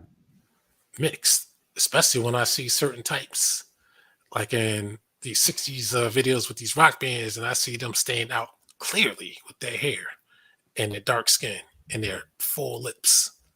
And I said, damn it, if they weren't called Italian, you would call them a mulatto. And in both of our imaginations, we would not call them black. All right. You could. Why would I if you would call them mulatto? Or now we'll call them white? I'm saying in the strict days of the white man. So we are going by the white man's one driver, which was the whole point of this whole conversation. I wanted to get around the long way. I'm just saying that at one point in time, the white man was very strict on things, and they wouldn't have called them white. And I'm saying that never has black men have been strict on things, and they would always call them black. And I'm saying that time has come to an end, and you have to have 4 black grandparents. And I'm sorry, an Asian person, I don't care if they're Filipino. They're not black. They're Filipino. And they would sign up with that Stop Asian Hate bill. They would be down with that. You know what I'm saying? I'm not even making excuses for them. So, all right, since you want to play this game, let's play this game. Are Cubans black? Well, the ones that are black, yeah. Like I said, because we keep going by specific people. You know what I'm saying? Fidel whatever. Castro. Yeah. I would say no. Okay. Now, what about the Cubans that you can't really tell one way or the other? What? You can't tell one way or the other if they're black or not, or white. Well, that's a whole nother thing because we will have to start getting pulling. That's what I mean. That's what I mean. It starts getting complicated at certain points. No. And then it's about who accepts the person in their group and who doesn't. That's what it's about. But you would know who the black ones are. In general. Period. You would know who the black ones are. Is John Gotti one of the black Italians? No. From what I remember, I don't know. Because I don't know. I don't have a clear image of his face in my head or nothing. But he looked like a white boy to me when I think about it. Okay, maybe you need to see a picture of him when he didn't have gray hair. And then compare him to Sammy the Bull Gravano. Neither one of them are black. No, absolutely not. Sammy the Bull, I think he had red hair though and blue eyes. Yeah, that don't make just because a white person doesn't have red hair doesn't make them black. But how did they get the jet black hair? It doesn't matter how. If it does matter how. But so you're going by the one drop rule. No, but you can't ignore the drops that are there. If the drops, I'm not ignoring the drops. They're mulatto class. They're mulatto. I never said they wasn't mulatto. I never said they didn't have black in them. I just said that wasn't black because I don't go by the one drop rule. If the drops are strong enough to change them from blonde hair or red hair, blue eyed white people into jet black hair, Al Pacino types. Well, maybe they needed more than a drop to make them black. They need more. They need 4 grandparents. They need more than a drop of 1 black grandparent to make them black. They need 4 drops from 4 black grandparents to make them black, which was my point. Okay, they need 4. They need at least 4 drops, immediate drops, not even from the past. Maybe your next show should be who the hell is black and what is that standard black person supposed to look like? Italians ain't black. Jewish people ain't black. Irish people ain't black. I've been watching some of those audited videos. These people been going to synagogues in Los Angeles, and let me tell you, it woke me up because I've been seeing some Jews in there. I've been saying, God damn, goodness. You sound like Karl Marx on here. They just mixed with the Negroes in Africa, and now they're black. Those motherfuckers are dark. I seen one that's fucking look like an East Indian dark. A lot of them looking. I mean, I said, damn, they ain't. Those Jews are not white. So I don't but what I don't understand is why won't you admit that you're going by the 1 drop rule? Because I'm not. Then why are you calling them black? No, I said they look clearly black. They got strong degrees of blackness that you but can't don't they have other ancestors that you can clearly see? Yeah, that's why I said strong. So they're not black. But see, I said strong degrees of blackness. I didn't call them black. I mean, I don't understand why we even, they're not black. I never said they didn't have black in them. But I didn't call them black. So why are you arguing that point? Because I think you're trying to say that mulatto people are black. No, what I'm saying is the blackness is very apparent. That's what I'm trying to say. Okay, so Italians black? I said it's very apparent.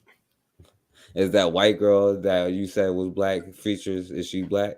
Those features were very apparent. So she's black?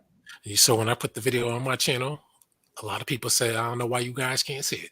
They agree that she's black. They all. So if I go in there and I message everybody, is she a black girl? They're going to go say, yeah. Matter of fact, maybe you should do that. I think I was going to do that, but I'm like, I ain't going to try to spam your comment section. Yeah, I was going to do that. And they said those are African features to them. So she's a black girl. They didn't say that. They just said those are African features. That's what I asked you. I said, was she a black girl? You can have white characteristics, but you can still have black features. And not be a black person. Right? That would mean you would have to have it in you. But that doesn't make you that, right? I don't know why you keep trying to go around. Because it's different. It's difficult. Okay. It's not difficult. I'm saying that girl is not black. Okay, let me put it's not it this that way. difficult. 100 years ago, white people would have said, you know what? So there we go. There we have it. White people would have said, there we I'm have trying to it. give you an example. They would have said, you got African features that's not white, you're black. So now she's rejected by white people and she's forced to go with black. So now she would be black. Well, 200 years later, I'm saying, well, you also have white features and you're rejected by black people. So now, what, are you white? And she said, so she's white because I rejected her? And so she's in the club because so white people rejected somebody, we got to accept them. Is that what you're telling me? So you're trying to say black people with white features? What do you mean mixed people? Well, black people always accept white people. Matter of fact, if you haven't noticed, black people I agree with that. They're really loving people with so-called white features or close to it, to the point that they reject anything that's not that. And you don't think that's some kind of sickness? Like a lot of black people bleach their skin too. That's a sickness? Yeah, it is. But like I said, so why are we still here trying to argue that this white girl is black then? If you know that's a damn sickness. Why are you trying to do that? We're not arguing that. You are. I never said she was a black girl. I know she's not a black girl. I never said she's black either. So she's not a black girl. But she has African features. My goodness. So that can't be denied. So is she a black girl? She's put it like this. So you just said I never said that. You just said I never said it. So I'm asking you, is she? I'll make it simple for you. She's a white girl with African features. Thank you. So she's a white girl. I appreciate that. With African features. Okay, so a white girl has more African features than you? Yep, we went through that. She does. That was an easy question right there. I said African. Yep. Now, so a white girl has more black features than you. That particular one, yes. Damn. If that's what black features are, and that's what they only How are. can, if you're black, how can a white girl have more black features than you? Well, I mean, the same way Even if she has a few black features, how can she have more if you're black? It's the same way you find so-called black people with green eyes and blue eyes and thin lips. So that wouldn't necessarily not be a black feature then. I mean, that wouldn't be a white feature then if you just find black people who are black with that feature. Well, those people with those features, they just call it what it is. They don't want to call it what it really is, which is white. But how can it be a white feature if it's a black person with it? That means they're mixed. That's all it means. So they're not black then. So how? So there is no black person with a white now feature. we get into that Aryan Nation type of Oh my goodness! This is your logic here. That's not my logic. See, I accept mixed as mixed. You accept mixed as black? I said as mixed. I know. I'm asking you. You accept mixed as black? Hey, that happens. That could be the case. Just like in Africa, so they got So pretty much, if they have a drop of black blood, no, I didn't say that. Not. You got tribes in the middle of the Sahara who are mixed, and some of them are on the side of the regular black Africans, and some on the side of the white Africans. How are they black if they're mixed with white and black? It all depends, man. It all depends. How is one person who is mixed white and black? It's like Puerto Ricans, who are a mixed group of people. Yeah, and just like Mexicans. But in a different way. But if Puerto Ricans were to all start saying, I'm black, and then we accepted them as black, and then they never went back to being Puerto Rican and mixed, then everybody would see them as black. Now, if they try to say that they were white, which a lot of everybody, you mean white people would see them as black? Who is everybody? Everybody in this society, in this country. You would see them as black. If they say they're black. Right. You would, including you, would say, I wouldn't. I'm in the society. I wouldn't. I would say because that's the bottom line with it. Is whoever says I am black. Oh my god! So if Rachel Dolezal say I am black, she's black. If Sean, that's what happened. That's what happened, right? So maybe there'll be more Rachel Dolezals if you're in charge. Sean King says he's black, so he's black. Hey, that's what people will accept him as. It's just if Bill Clinton says he's black tomorrow, would he be black?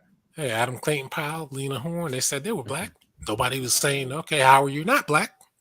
You know, they say you're black. Yeah, maybe they had this open arm policy that you seem to have.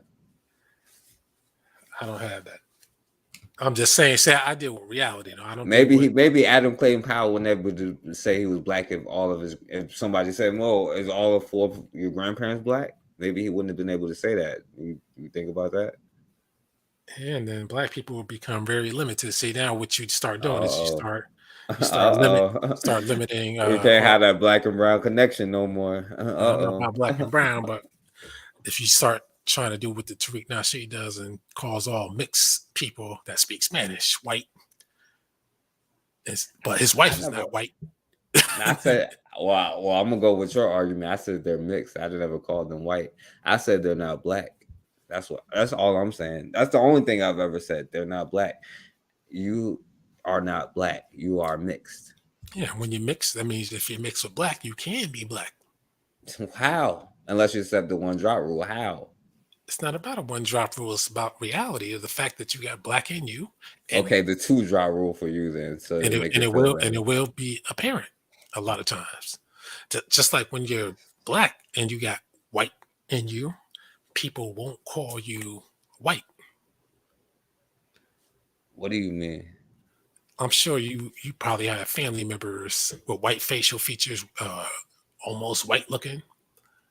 Me personally, I've never met a white person in my family. Maybe there is if I what I'm saying. I said white looking. No, I've never. That's what I'm saying. Like all my people look black was black. You know what I'm saying? Like, and now I don't know all of my family. Maybe there is, maybe there isn't. But just all the people that I know is straight black people. You know what I'm saying? I know almost every black person. They like especially the darker skinned ones. They love to brag about that white looking relative. No. I mean, I know my cousin married a white girl. He has children that's mulatto, that's not black, and they are black. You know what I'm saying? Looking, they're the lightest people in my family that I know. Like I said, there could be other family members out there. Might got a cousin that's like real light skinned or something like that I don't know, but I don't know. Well, my point is, those kind of people are accepted as black I without don't question. accept them as black. It's mad questions about that. How can you be? My one question would be, how the hell are you black? Why aren't you the other race? Like I asked the Mexican dude, why isn't his kid brown and not black? You know what I'm saying? It's mad questions about that. Like why aren't they the other race and why are they just black? Yeah, but Mexicans, that's a different situation though. We can't really. It's mixed. Mexicans probably got more black in them than Italians. Yeah, probably so. So how is that a different thing? That's why people keep. Well, it's different because people don't really look at Mexicans as mixed because they got the Mongoloid. Anyway, I mean, I'm getting tired. I'm gonna be honest with you. Yeah, I know that because you're not making no sense. Yeah. So I appreciate it. I'll admit just accept that mixed people is mixed and not black, and Italians is not black, and none of this stuff is black. But you also have to accept that if they're mixed with black, then they could be black. Well, I don't accept the one drop rule, so no, I don't accept that. That doesn't mean it's a one drop rule. That's a reality. I don't accept half drop rule. I don't accept 50% drop rule either. It doesn't matter what you accept. It matters what is. It is what it is. So you just disclude their whole other half of their person. Why? What happened to the other side of them? No, I don't. That's why I always talk about being Polish. That's why I always bring that up. So how the hell is she black and Polish? And she's not come from a black Polish person. She comes from a white Polish person. She's half black, half white. Right. Not black. She's half black, half white. Right. Why isn't she white then? If you're gonna call her black, Because why isn't she white? White people don't accept her as white. That's why. So you accept white people's rejects? No, I didn't say that. So why is she black then? I'm just explaining it from that side. She's black because white people don't accept her as white. So we accept white people's rejects. Well, that's the way it's always been, right? Oh, okay, I got you. As long as you're saying you accept, I don't do that. I don't accept. Well, I'm saying I'm saying, you know what? White people, the Polish people word doesn't rank over mine to me, and I'm saying she's not black. She's Polish. So now what? Is she Polish? Does that make sense? That's I make sure I always call her Polish. I agree with you on that. Then you got other people who keep giving me say, hey, she's not Polish. I'm like, well, if her father's Polish, then she's Polish. Well, you shouldn't disagree with them because you agree with the one drop rule, man. So yeah, go ahead, get out of here. All right, Cole, we gotta go, man. I didn't even realize it's mad late. I'm sorry, bro. If we get people right here. That's why you want to come on here and troll, so I had to troll you and that's why I was intentionally not trying to come on because I lose track of the time after a while. But all right, man. All right, peace, my brother. All right. Well, whatever. Half brother, I guess. All right, so I appreciate all of y'all for listening. I didn't mean to be on this long, for real. I should have been asleep. Shouts out to Erica Howard. You know what I'm saying? All y'all keep Erica Howard in her prayers. She had a heart attack in her sleep. You know what I'm saying? And we wish that sister the best. So we got to definitely do something nice for her. We're gonna have a meeting real soon. I can't do it this weekend. So we're gonna set up another date, maybe Sunday, I guess. So if anybody want to be a part, y'all got my email. My email is in the description. Y'all make sure y'all be a part of that. Shouts out to everybody that came on here. Shouts out to everybody that was in the chat. You know what I'm saying? Much love to all of y'all. And as always, man, we have got to start standing for something, or we're gonna keep falling for anything.